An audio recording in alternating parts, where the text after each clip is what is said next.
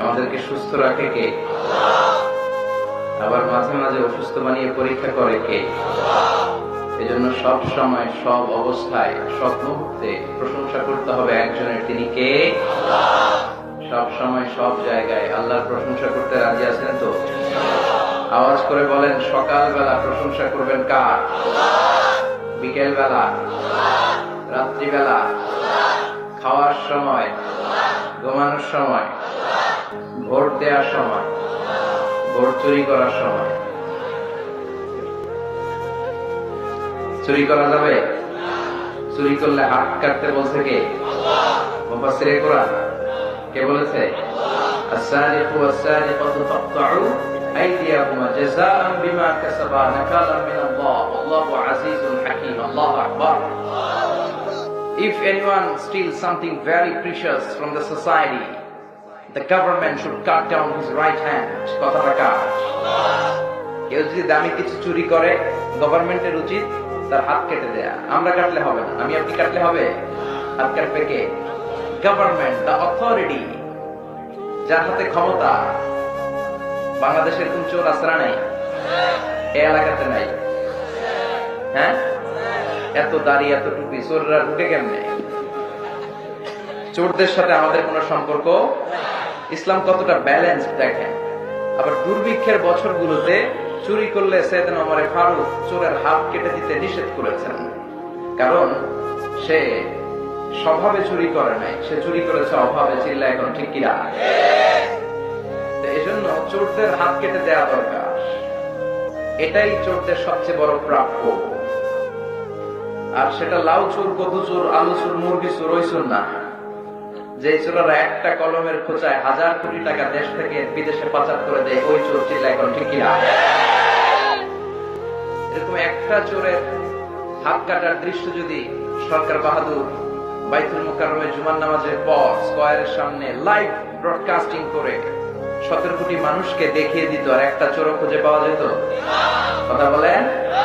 এজন্য চোরের বিচার, হাত কাটা হোক, এটা আমরা চাই কি চাই না? কোরআনের বিধানগুলো এই বাংলার জমিনে কায়েম হোক, আমরা চাই কি চাই না? আল্লাহর আইন দিয়ে সংসদ ভবন চলুক, চাই কি চাই না? আল্লাহর কোরআন দিয়ে এদেশের ক্যান্টনমেন্ট গুলা চলুক, আমরা চাই কি চাই না? এজন্য ভোট চুরি হোক, এটা আমরা চাই না, ঠিক কিনা? সামনে নির্বাচন, আল্লাহ তাআলা একটা সুষ্ঠু নির্বাচন যেন আমাদের দেশে হয়, তুমি তৌফিক দাও। সব ধরনের সহিংসতা, মারামারি, দাঙ্গা, হাঙ্গামা থেকে তুমি আমার এই সোনার বাংলাদেশকে বাঁচাও।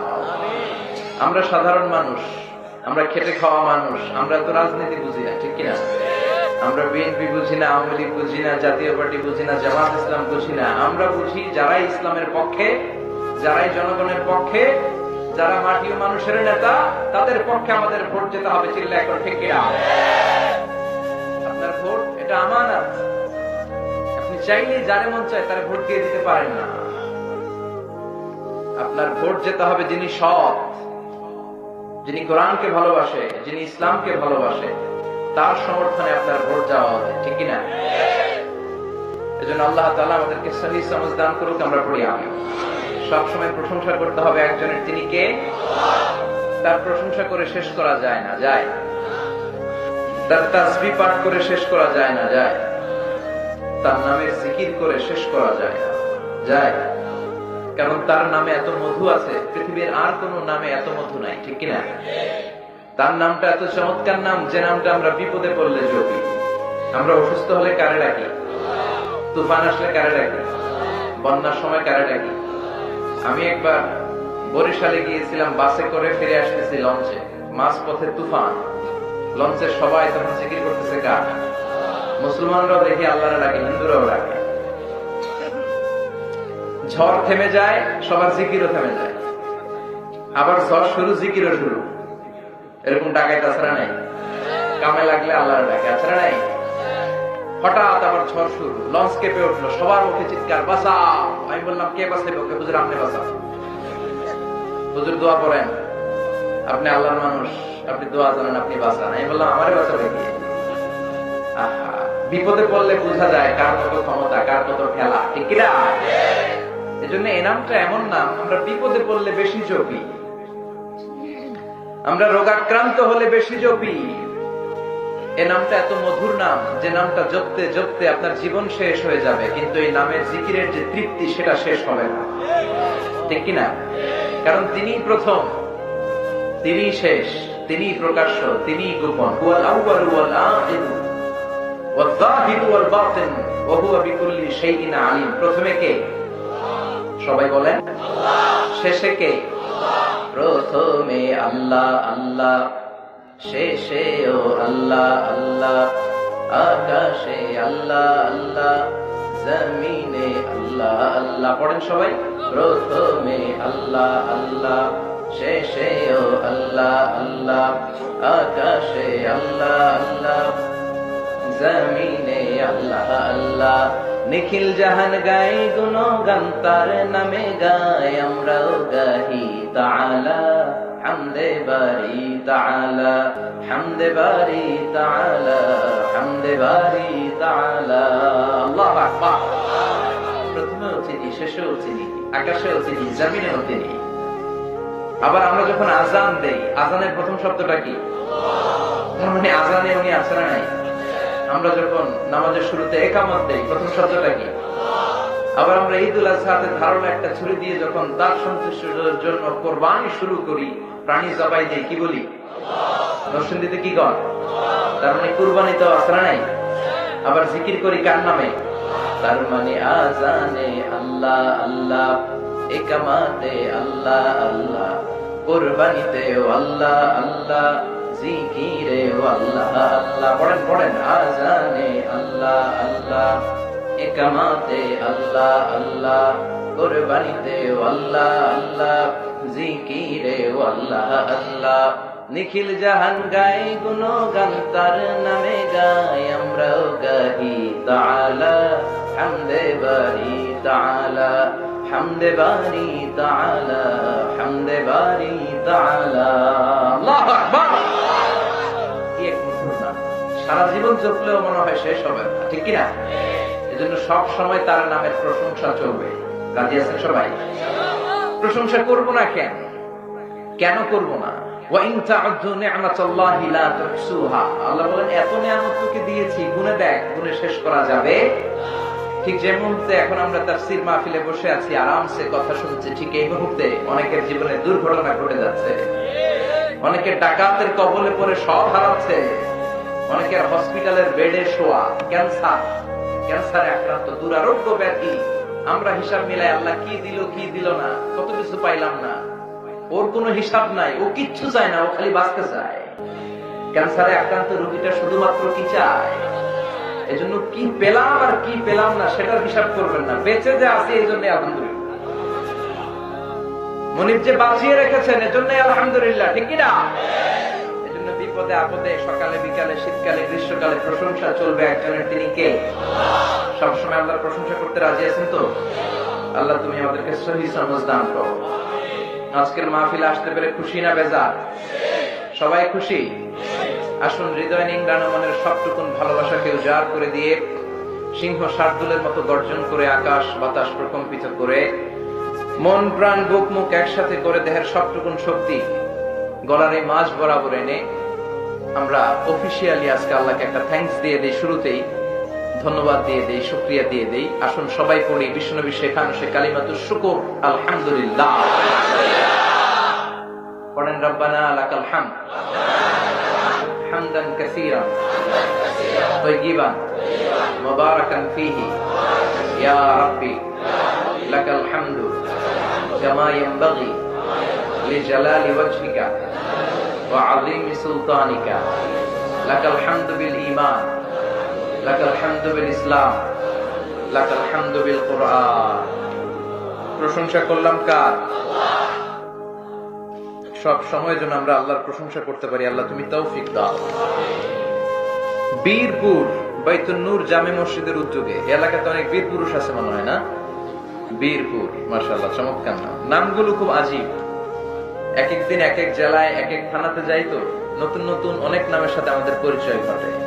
বীরপুর, আল্লাহ বীরপুর এলাকার লোকদেরকে তুমি ইসলামের জন্য বীর পুরুষ হিসেবে কবুল কর। 10ম বার্ষিক ইসলামী মহাসম্মেলন, তার মানে 10 বছর ধরে এই ময়দানে কোরআনের কথা হয়, তাই না? এই কথাগুলো জারি থাক, মাহফিলগুলো চালু থাক, চাই তো? মাহফিল বন্ধ করে দিবেন না তো? আলহামদুলিল্লাহ, নির্বাচনকে কেন্দ্র করে অনেক মাহফিল বন্ধ হয়ে যাচ্ছে, ঠিক কিনা? আবার অনেক এলাকায় জনপ্রতিনিধি যারা আছে, ইসলামের নাম শুনলে চুলকানি আছে না নাই? কিন্তু আপনাদের বীরপুর এলাকার জনপ্রতিনিধিরা খুব ভালো, আল্লাহ ইসলামকে পছন্দ করে। তার প্রমাণ, তারা মাহফিলকে বন্ধ করে নাই, মাহফিলের অনুমতি এনে দিয়েছে, ঠিক কিনা? আল্লাহ তাদেরকেও তুমি কবুল করো। আজকের প্রোগ্রামের প্রধান অতিথি আলহাজ মনজুর এলাহি, চেয়ারম্যান উপজেলা পরিষদ নরসিংদী সদর, এসেছেন। উনি আসতে পারেন না। সভাপতি হচ্ছেন আলহাজ ফারুক উদ্দিন ভুইয়া, এসেছেন? আচ্ছা, উনি আসেন নাই, ঠিক আছে। প্রধান বক্তা আমি চলে আসছি।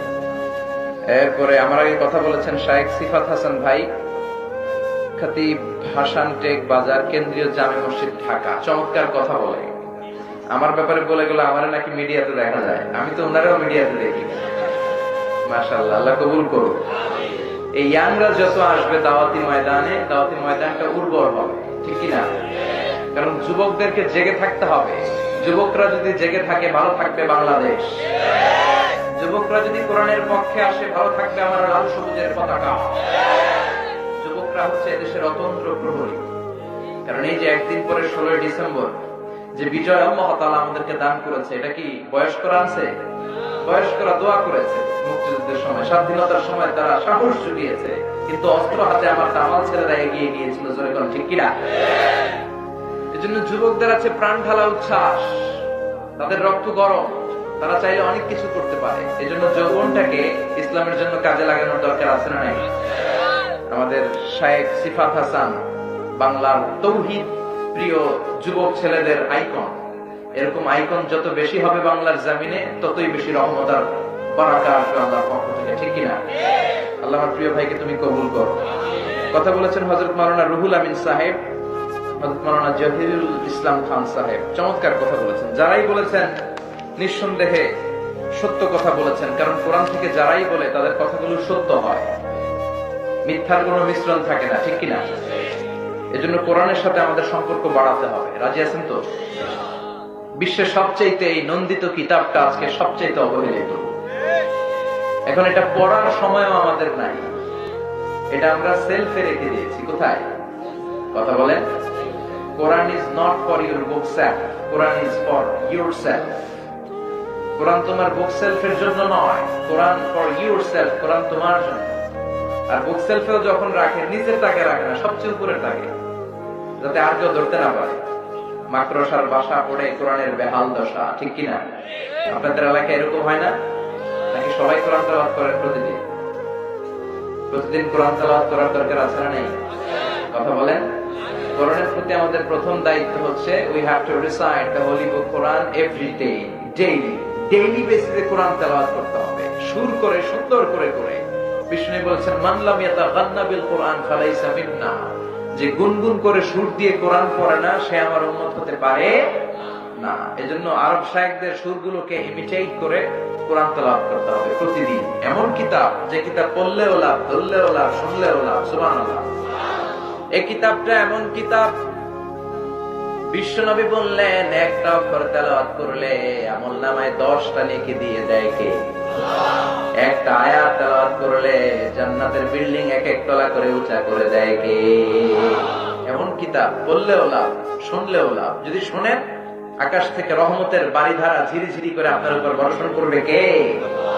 এজন্য কোরআন তেলাওয়াত করতে হবে। How to increase the attachment with the Holy Quran? কেমন করে এই কোরআনের সাথে আমাদের সম্পর্ক বাড়াতে হবে? তার প্রথম দায়িত্ব হচ্ছে, প্রথম পয়েন্ট হচ্ছে যে কোরআন তেলাওয়াত করতে হবে প্রতিদিন। তেলাওয়াত নাই, হাফেজ সাহেবদের বেহাল দশা, তেলাওয়াত করে না। এরকম হাফেজ আছে না? নেই? তেলাওয়াত করতে হবে ধীরে ধীরে। অনেকে এত দ্রুত কোরআন তেলাওয়াত করে, কোরআন তাদেরকে রহমত না দিয়ে লানত দেয়। রুব্বা কারি লিল কোরআন ওয়াল কোরআন ইয়ালআনুহু। কোরআনের এমন কিছু কারি আছে যাদেরকে কোরআন রহমতের বদৌলতে লানত দেয়, পড়ে নাউযুবিল্লাহ। আপনাদের নরসিংদীতে তারাবির কি অবস্থা? দ্রুত চলে নাকি?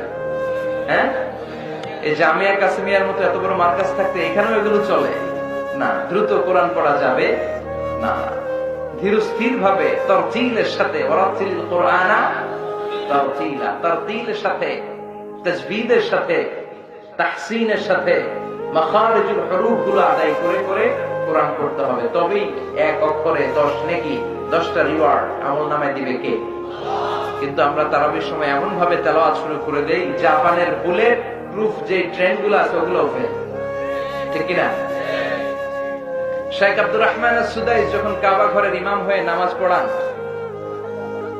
উনি তেলাওয়াত শুরু করে দিয়ে আযাবের আয়াত আসলে চিৎকার দিয়ে কেঁদে দেন, ফালিয়াবুদু রাব্ব হাযাল বাইত। এবার হজেও দেখলাম প্রথমে যে 8 দিন টানা আমি ওনাকে পেয়েছি, মাগরিব, ইশা আর ফজরের সালাতে।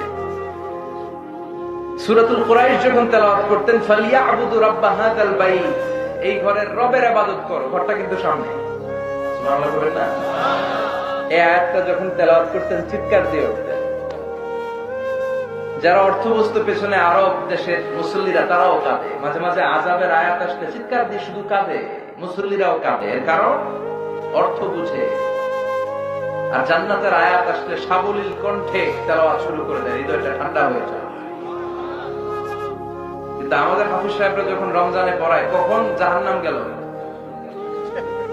কোন ফাঁকি দিয়া জান্নাত চলে গেল, কোথায় ইউসুফ আলাইহিস সালামের আহসানুল কসরাস গেল, কোথায় কোন নবীর ঘটনা গেল, মুসল্লি বুঝবে কেমনে? হ্যাঁ, নিজেই জানে না, ঠিক কিনা? বেহাল দশা। এজন্য খবরদার, কোরআনকে মন গড়া পড়া যায় না। রাত্তিলিল কুরআনা তারতিলা। এজন্য কোরআনের প্রতি আমাদের প্রথম দায়িত্ব হচ্ছে কোরআনের রেসাইটেশন, আবৃত্তিটা জানতে হবে, কেমন করে করতে হয়, 1 নম্বর দায়িত্ব। 2 নম্বর দায়িত্ব, কোরআন শুনতে হবে। আমরা গান শুনি, অভ্যাস আছে না অনেকের, MP3 দিয়ে গান শুনি। গান না, কোরআন শুনতে হবে, ঠিক কিনা? কোরআন শুনলে রহমত নাজিল করে কে? লাআল্লাকুম তুরহামুন, রহমতের বারিধারা নাজিল হয়। শুধু তেলাওয়াত করলেই চলবে না, শুনতে হবে। 3 নম্বর দায়িত্ব হচ্ছে কোরআন অন্যকে শিখাইয়ে দিতে হবে। খায়রুকুম মান তাআল্লামাল কুরআনা ওয়া আল্লামাহু, the best person among you who reads Quran by himself and teaches it to others. তোমাদের মধ্যে সবচেয়ে সেরা ওই ব্যক্তি যে নিজেও কোরআন পড়ে অন্যেরও শেখায় দেয়। পড়েন সুবহানাল্লাহ। আপনি সূরাতুল ফাতিহাটা শুধু জানেন, এটাই অন্যের শিখান। আপনার কাছ থেকে শেখার কারণে সারা জীবন ওই লোকটা যতবার সূরা ফাতিহা পড়বে নামাজে, তার সওয়াব ঠিকই থাকবে, কিন্তু ওইখান থেকে একটা পার্সেন্টেজ সওয়াব আপনার আমলনামায় ঢুকায়া দিবে কে? শুধু সূরা ফাতিহা শিখাইছেন একজন, কি শিখাইছেন? সূরা ফাতিহা ছাড়া নামাজ হয়? আজীবন সে যতবার সূরা ফাতিহা পড়বে ওইটার একটা পার্সেন্টেজ সওয়াব আপনার অ্যাকাউন্টে পাঠিয়ে দিবে কে? এজন্য কোরআন শিখবা এবং শিখাবো, রাজি আছেন তো? স্ত্রীকে শিখাবেন, স্বামী যদি ভালো জানেন। আর স্বামী যদি ভালো পড়তে না পারেন, স্ত্রীর ছাত্রী হয়ে যাবে, ছাত্র হয়ে যাবে। আপনার সন্তানরা যদি দেখে যে আব্বা আম্মাকে কোরআন শোনায়, আম্মা আব্বারে কোরআন শোনায়, এই ছেলেটাও তো কোরআন ওয়ালা হয়ে বড় হবে, ঠিক কিনা? তারা যেটাই দেখে ওইটাই অনুকরণ করতে চায়। ছেলে মেয়েরা বয়ান শোনে না, তারা যেটা দেখে ওইটা শোনে বেশি, ঠিক কিনা? আপনি সারাদিন যদি বলেন বাবা মোবাইল ধরিস না, মোবাইল ধরিস না, ও ধরবেই, কারণ আপনার হাতেও মোবাইল, আপনার বউয়ের হাতেও মোবাইল। আপনার হাতে যদি একটা বই থাকতো, আপনার ওয়াইফের হাতে যদি একটা বই থাকতো, ওরে ওয়াজ করা লাগতো না, ওর হাতেও বই থাকতো, চিল্লায় এখন, ঠিক কিনা? এজন্য কোরআন তেলাওয়াত করতে হবে, শুনতে হবে, অন্যকে শেখাতে হবে। এরপরে কোরআনের প্রতি আমাদের দায়িত্ব হচ্ছে মেমোরাইজেশন অফ দ্য হোলি কোরআন। কোরআনকে মুখস্থ রাখতে হবে। অনেকে মনে করে যারা হেফজখানায় পড়ে তাদেরই শুধু দায়িত্ব কোরআন হিফজ করা, এরকম একটা আইডিয়া আমাদের সমাজে আছে না? নাই? নরসিংদীতে মনে হয় এরকম নাই, আছে? বাপের 5 পোলা, একটারে পড়াইছে হেফজখানায়, তুই মুখস্থ করবি 30 পারা, আর আমরা চাই ভাই 1 পারাও করবো না, আছে না? নাই? নো, এটা একটা গ্লোবাল রেসপন্সিবিলিটি ফর দ্য উম্মাহ। পুরো মুসলিম উম্মার দায়িত্ব কোরআনকে হিফজ করা। আপনার ভাই হেফজখানায় পড়ে, ও 30 পারা করবে, কিন্তু আপনি করবেন 10 পারা, আপনার বোন করবে 5 পারা, আপনার মা করবে 2 পারা। প্রত্যেকের কয়েকটা জুজ মুখস্থ সিনার ভেতরে থাকার দরকার আছে না? নাই? এজন্য কোরআনকে হিফজ রাখতে হবে হৃদয়ে। সর্বশেষ যে দায়িত্ব কোরআনের প্রতি, এটা হচ্ছে সবচেয়ে গুরুত্বপূর্ণ দায়িত্ব, সেটা হচ্ছে কোরআনের অর্থ বোঝা, মাতৃভাষায় কোরআনকে বোঝা। আপনি in the day of judgement আল্লাহরে বলতে পারবেন, আল্লাহ আমি আরবি বুঝি নাই, কি কইছ আমি বুঝতে পারিনি, আমার ভাষা ছিল বাংলা। আল্লাহ এটা হয়তো মেনে নেবে, কিন্তু বাংলায় আল্লাহ আমি কোরআন বুঝি না, এটা আল্লাহ মানবে? কথা বলেন। অ্যান্ড্রয়েডের এই সেটগুলোর ভিতরে এখন কোরআনের বঙ্গানুবাদ পাওয়া যায়। বাজারে ইসলামী লাইব্রেরি গুলোতে কোরআনের অনুবাদ পাওয়া যায়, বুখারীর এখন বঙ্গানুবাদ পাওয়া যায়। এজন্য আল্লাহ কি বললেন জানতে মনে চায় না? যা বলার আল্লাহ সব বলে দিয়েছেন, এবং এই কথাগুলো আমাদের জন্য যথেষ্ট। কোরআনে শুরু হয়েছে বা দিয়ে আর শেষ হয়েছে মিনাল জিন্নাতি ওয়ান নাস, সিন দিয়ে। বা আর সিন মিলালে কি হয়? বাস। এবার বাসে চড়ে ঢাকা যাবেন নাকি? ওই বাস। এই বাস মানে যথেষ্ট, এনাফ, সাফিসিয়েন্ট, কাফি। আল্লাহ বুঝাতে চাইলেন যা দিলাম এই 30 পারা কোরআনে, এটাই তোমাদের জন্য বাস, যথেষ্ট। নতুন করে আর কোনো নীতিমালার দরকার নাই। চিল্লায় করো সুবহানাল্লাহ। এজন্য এই কিতাবটা পড়তে হবে, এই কিতাবটা অন্যকে শিখাতে হবে, এই কিতাবের তেলাওয়াত শুনতে হবে, এই কিতাবটাকে মুখস্থ করতে হবে এবং মাতৃভাষায় এই কিতাবের অর্থগুলো বুঝতে হবে। রাজি আছেন তো? সবাই রাজি আছেন? কালকে থেকে আমরা কি পারি না যে প্রতিদিন কমপক্ষে 2-3টা করে হলেও কোরআনের আয়াত বাংলায় আল্লাহ কি বললো আমরা পড়া শুরু করে দিব? পারা যাবে না? পারা যাবে? পারা যাবে? দেখবেন যে কয়েক বছরের ব্যবধানে পুরো কোরআনে আল্লাহ কি বলেছে, কি তাফসীর সব আপনার মুখস্থ হয়ে গেছে। সুবহানাল্লাহ পড়ে কত কিছু জানলেন। প্রধানমন্ত্রী কি বলে, বিরোধী দলীয় নেত্রী কি বলে, অমুক ফ্রন্ট কি বলে, সব মুখস্থ। কিন্তু আল্লাহ কি বলে কিচ্ছু জানেন না। আছে না নাই? এজন্য আল্লাহ তাআলা আমাদের গাইডলাইন হিসেবে যা পাঠালেন এগুলো সব আমরা জানার চেষ্টা করব, বোঝার চেষ্টা করব। আমার মাইকের আওয়াজ যে সমস্ত মায়েদের কানে যায়, আমি বিনয়ের সাথে বলবো আপনারাও শুরু করে দেন। প্রতিদিন 2-3টা করে হলেও কোরআনের আয়াতের অর্থ পড়ার চেষ্টা করেন, মর্মবাণী বুঝার চেষ্টা করেন। ফ্যামিলিটারে জান্নাতি ফ্যামিলি বানিয়ে দিবে কি আল্লাহ? তুমি সহি সমঝ দান করো। শুনলাম একটা মহিলা প্যান্ডেলও আছে, তাই না? আছে। নারীদের জন্য খুব সংক্ষিপ্ত কথা, বিশ্বনবী আপনাদের জন্য একটা শর্টকাট দেখিয়েছেন। আল মারআতু ইযা সাল্লাত খামসাহা সামাত শাহরাহা আতাআত বা'দাহা হাফিজাত ফুরুজাহা ফালতাতকি মিন আইয়ি আবওয়াবিল জান্নাতি শাআত। ও আমার নারীরা, ও আমার নারী উম্মতেরা, তোমরা যদি দুনিয়াতে শুধুমাত্র কেবলমাত্র 4টা কাজ করো। কয়টা? সবাই বলেন কয়টা? 4টা কাজ করলে জান্নাতের 8টা দরজা খুলে দিবে কে? বিশ্বনবী বললেন 1 নম্বরে যে নারী 5 ওয়াক্ত সালাত পড়ে, 2 নম্বরে যে নারী রমাদানের রোজা রাখে, 3 নম্বরে স্বামীর আনুগত্য করে, 4 নম্বরে প্রাইভেটস মানে লজ্জাস্থানের হেফাজত করে। এই 4টা কাজ যদি দুনিয়ার বুকে কোন নারী করতে পারে, দুনিয়ার বুকে যদি কোন নারী এই 4টা কাজের গ্যারান্টি দেয়, বিশ্বনবী তারে জান্নাতের 8টা দরজা দিয়ে ঢোকার গ্যারান্টি দেয়। সহজ না কঠিন? নারীদের জন্য সহজ না? 4টা কাজ করলে 8টা জান্নাতের দরজা খুলে দিবে কে? মায়েরা, বোনেরা, আপনাদের মডেল হচ্ছে বিশ্বনবীর স্ত্রীরা।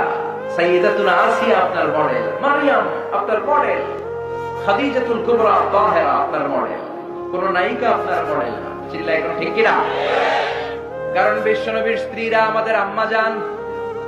এত সুন্দর আদর্শ আপনাদের জন্য তারা রেখে গিয়েছে। এগুলো যদি পালন করেন, পেটের ভেতর থেকে বড় বড় আল্লাহর ওলি পয়দা করে দিবে কে? বিশ্বনবীর প্রথম স্ত্রী ছিল খাদিজাতুল কুবরা তাহেরা, যে মহিলাটা সর্বপ্রথম মহিলাদের মধ্যে কালিমা পড়ে মুসলমান হয়েছে। সুবহানাল্লাহ বাড়িতে যায় বলে। বিশ্বনবী ওনাকে এত ভালোবাসতেন। সহিহ মুসলিমের বর্ণনা, বিশ্বনবী বলতেন রুজিকতু ইন্নী রুজিকতু হুব্বাহা, আমি খাদিজার ভালোবাসাটা আল্লাহর পক্ষ থেকে রিজিক হিসেবে পেয়েছি। আবার আল্লাহরে বলছেন, আল্লাহ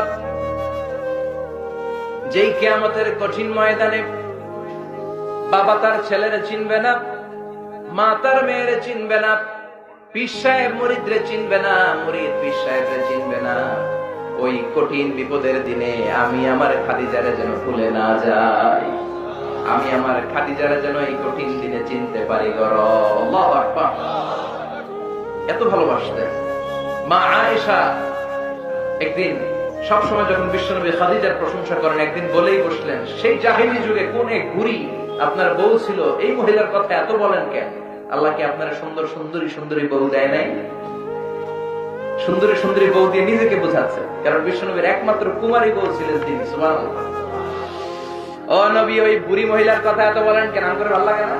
বিশ্বনবী রেগে গেলেন। বিশ্বনবী মা আয়েশার চোয়ালে এইভাবে ধরলেন। বিশ্বনবী কখনো তার স্ত্রীদের গায়ে হাত তোলেননি, শুধু কেবল ওই দিন এইভাবে আলতো করে ধরেছিলেন। এই আয়েশা, কি বললে? বুড়ি বলেছো খাদিজাকে? খবরদার! এই মহিলাটা এমন মহিলা, এই পৃথিবীতে একটা মহিলাকে আল্লাহ আরশের উপর থেকে সালাম দিয়েছে, সেটা আমার খাদিজা। সাইয়েদাতুনা খাদিজা ইন্তেকালের পরে বিশ্বনবীর কলিজাটা ভেঙে খান খান হয়ে যায়। জান্নাতুল মাআলার পাশে একটা রাস্তা আছে, শারে আল হাজুন, পাশে একটা পাহাড় আছে জাবালে হাজুন। ওই জাবালে হাজুনের পাদদেশে বিশ্বনবী নিজেই মা খাদিজাকে দাফন করেছে। দাফন শেষে দাঁড়িয়ে দাঁড়িয়ে কাঁদলেন, অনেক দোয়া করলেন। সাহাবারা সবাই চলে যায়, বিশ্বনবী যায় না। সাইয়েদনা আবু বকর ডেকে বলে, বিশ্বনবী চলেন ঘরে ফিরে যাই।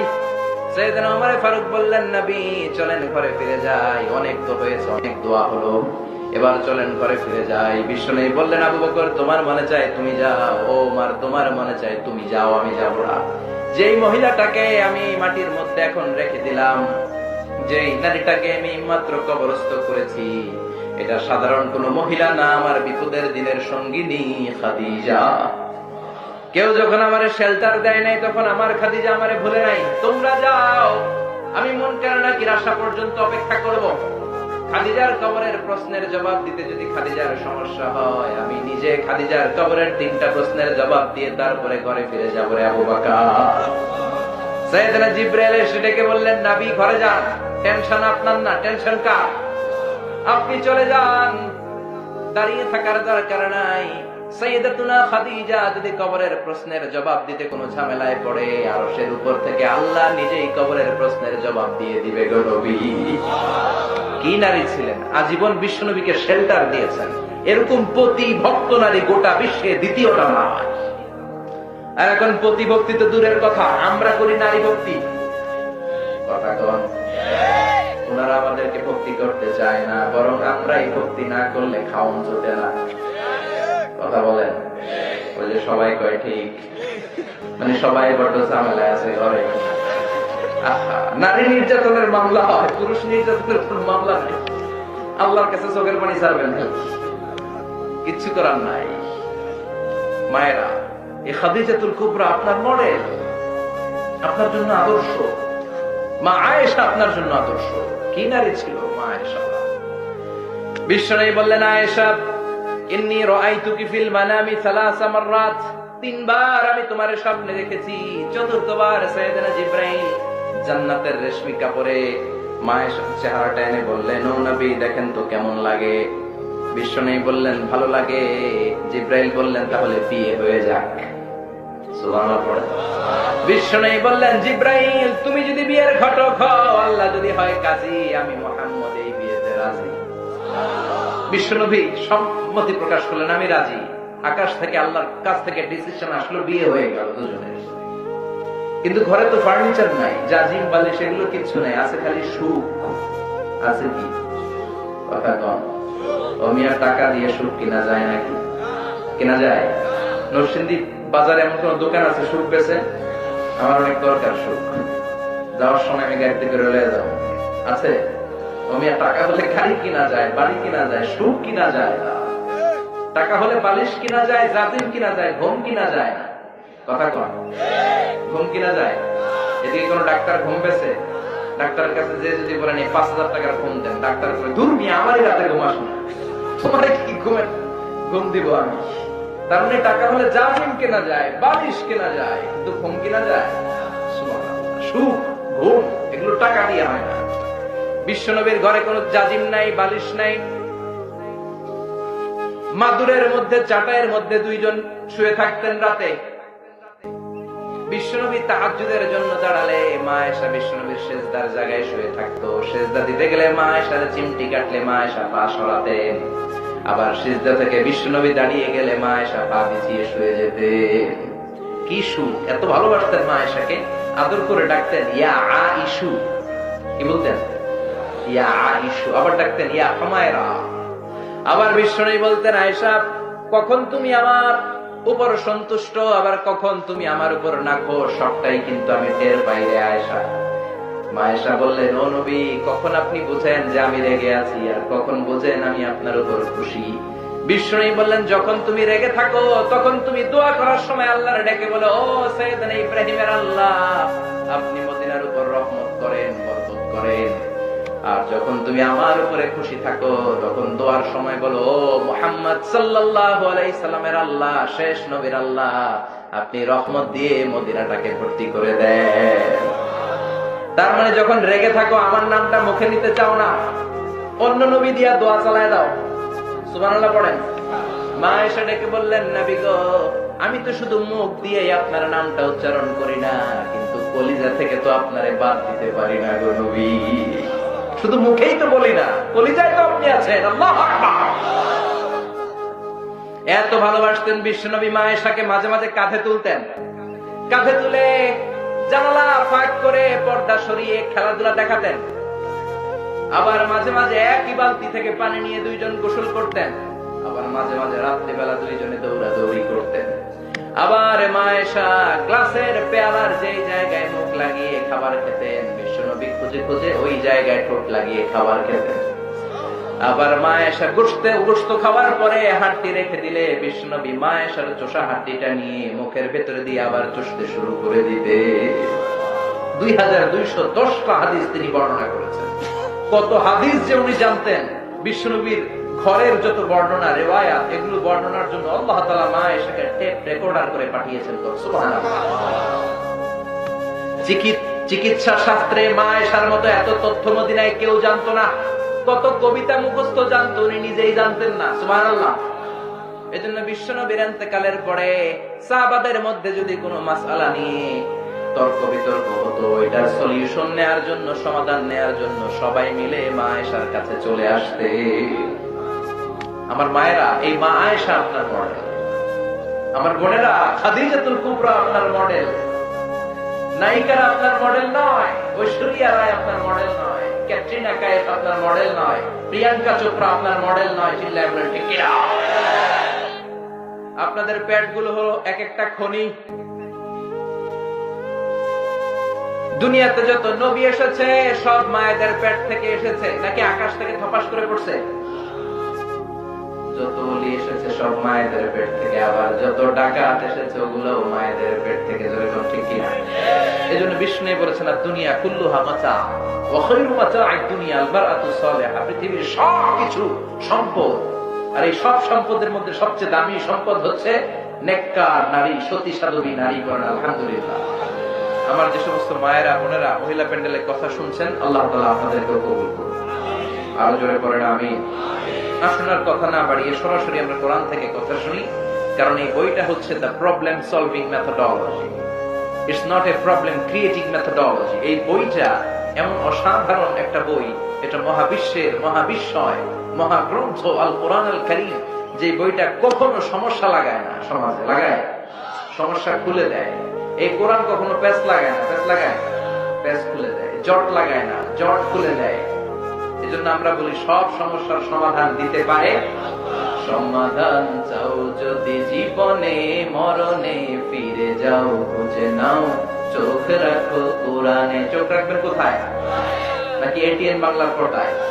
চোখ রাখুন এটিএন বাংলার পর্দায়, আসিতেছে আগামী শুক্রবার। বলে না এগুলা? না, চোখ রাখতে হবে শুধু একটা কিতাবে। বইটার নাম কি? পড়েন পড়েন। সমাধান চাও যদি জীবনে, মরণে ফিরে যাও, খুঁজে নাও, চোখ রাখো কোরআনে। If you want the solution this dunya and akhirah, go back, have a look to the holy Quran. সুবহানাল্লাহ। দুনিয়া আখিরাতের যত সমস্যা তার সমাধান আল্লাহ তাআলা যে কিতাবটাতে দিয়েছেন, কিতাবটার নাম সবাই বলেন। এই কোরআনে কোনো ভুল আছে? কোনো সন্দেহ? This is the book whereof there is no doubt in it and a guidance to those who are muttaqin. এমন বই, কোনো ভুল নাই, কোনো ভুল নাই, কোনো সন্দেহ নাই, কোনো ডাউট নাই, কোনো সাসপিশন নাই। মুত্তাকিনদের জন্য রহমত, বরকত আর গাইডলাইন দিয়ে বইটাকে পরিপূর্ণ করেছে কে?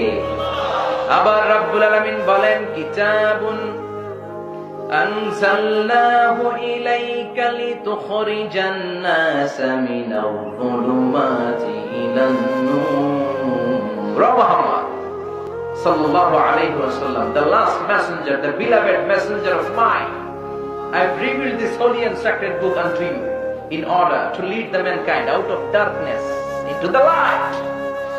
ও নবী, কেন এই কোরআন পাঠালাম জানো নাকি? শোনো। ও অন্ধকারাচ্ছন্ন মানুষগুলোকে আলোর পথে নিয়ে যেতে, জাহান্নামী গুলারে জান্নাতি বানাতে, বামার রামপন্থী গুলারে ডানপন্থী বানাতে। জোরে কোন ঠিক কিনা? কোরআন যারা পড়ে, কোরআন যারা মানে বামপন্থী থাকতে পারে? এরা ডানপন্থী। এরা কি? আমরা সবাই কোন পন্থী? জান্নাতে ঢুকবে কোন পন্থীরা? এরকম মুষ্টিবদ্ধ ডান হাতটাকে উপরের দিকে করে বলেন তো, আমরা সবাই কি পন্থী? ডানপন্থী ছাড়া কেউ জান্নাতে ঢুকতে পারবে? সব নবীরা কোন পন্থী ছিল? আমরা ডানপন্থী থেকে যেন কবরে যেতে পারি, আল্লাহ তৌফিক দাও। আর জোরে পড়েন আমিন। এই বইটার যেদিক দিয়ে কথা বলি ওই দিক দিয়ে এলাম, ওই দিক দিয়ে শিক্ষণীয় বিষয় আছে না নাই? এই জন্য এই কিতাবটাকে বলা হয় তলাবিহীন সাগর। কি বলে? কথা কর। এটা সাগর কিন্তু কি নাই? তলা নাই। সুবহানাল্লাহ পড়বেন না? এত রহমত, এত বরকত, এত তথ্য উপাত্ত ইনফরমেশনের ছড়াছড়ি এই কিতাবের ভেতরে, অবাক হয়ে যেতে হয়। মানব প্রয়োজনে এমন কোন জিনিস নাই যে আল্লাহ তাআলা এই কিতাবের ভেতরে বলে নাই। হিস্ট্রির কথা বলেছে, কখন কোন নবীর কি হয়েছিল। বিগ ব্যাং থিওরির কথা বলেছে, কিভাবে মহাবিশ্বটা শুরু হয়েছিল। জিওলজির কথা বলেছে, জুওলজির কথা বলেছে, ভুটানির কথা বলেছে, হিউম্যান অ্যানাটমির কথা বলেছে, হিউম্যান বিহেভিয়ারাল ক্যারেক্টারিস্টিক্স এর কথা বলেছে, হিউম্যান এমব্রিয়োলজির কথা বলেছে। এমন কোন জিনিস নাই যেটা আল্লাহ কোরআনে উল্লেখ করেন নাই। সুবহানাল্লাহ। এই জন্য এই কিতাবের যেখান দিয়ে আমরা পড়বো বরকত আছে না নাই? আর এই তাফসীর মাহফিলগুলোতে আমাদের সিলেবাস একটাই, নাম কি? কথা কর। এই কোরআনের বাইরে অন্য কোন সিলেবাস থেকে কথা বললে আপনারা শুনবেন? অন্য কোন কিতাব থেকে যদি এখানে আলোচনা হয় শুনবেন? একটা বই থেকে আমরা শুনতে এসেছি, বইটার নাম কোরআন। আমি আমার খুতবার শুরুতে ছোট্ট একটা আয়াত তেলাওয়াত করেছি, সূরাতু আত-তাকাসুরের প্রথম দুটি আয়াত। এই আয়াতের আলোকে আমি কিছু কথা আপনাদের সাথে শেয়ার করবার চেষ্টা করব, যদি আল্লাহ তাআলা আমাদেরকে তৌফিক দেয়। আমরা সবাই পড়ি ইনশাআল্লাহ। সূরাতুত তাকাসুর আমাদের অনেকের মুখস্থ আছে না? বলেন তো এটা কোরআনের কোন জুজে অবস্থিত, মানে কোন পাড়ায় অবস্থিত? 30তম পাড়ায় অবস্থিত। এই সূরাটি কোরআনের ধারাক্রম অনুসারে 102 নাম্বার সূরা। কয় নাম্বার? এই সূরাটি মাক্কি সূরা। কি সূরা? সবাই বলে। I consider in my lecture the person sitting in front of me as a student of me. আমি যখন আলোচনা করি, সেমিনারের কথা বলি বা তাফসীর প্রোগ্রামের কথা বলি, যারা বসে আছে আমি সবাইকে ছাত্র মনে করি, আমি নিজেকে শিক্ষক মনে করি। আর কিছুক্ষণ আগে আমার আগে আমাদের সিফাত ভাই কথা বলছিলেন, আমি তখন বসেছিলাম, আমরা সবাই বসেছিলাম, আমরা তখন ছাত্র ছিলাম। সিফাত ভাই ছিল আমাদের শিক্ষক, ঠিক কিনা? আবার আমার পরে কেউ যদি বয়ান করে, উনি আমাদের সবার শিক্ষক। আমরা সবাই আমরা ছাত্র। কোরআনের ছাত্র হয়ে বাঁচতে পারলেও লাভ, মরতে পারলেও। আমরা যেন কোরআনের ছাত্র হয়ে মরতে পারি, আল্লাহ তৌফিক দাও।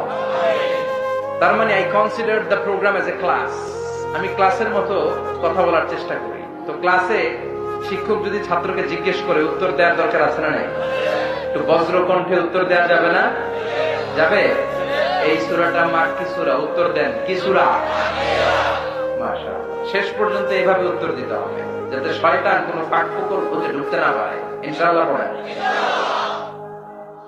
কোরআনের ধারাক্রম অনুসারে এটা 102 নাম্বার সূরা। কয় নাম্বার? এই সূরায় 8টি আয়াত আছে। কয়টি? এই সূরাটি মাক্কি সূরা, খুব ছোট সাইজের সূরা। বিশ্বনবী একবার রাত্রিবেলা সাহাবাদেরকে জিজ্ঞেস করলেন, তোমাদের মধ্যে কে আছো প্রতি রাতে 1000 কোরআনের আয়াত করে বিছানায় ঘুমোতে যেতে পারো? কেউ হাত তোলে না।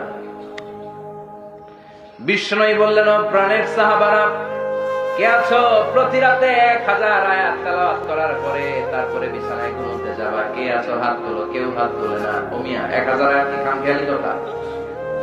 সাধারণ কথা, অনেক সময় লেগে যাবে না? কেউ হাত তোলে না।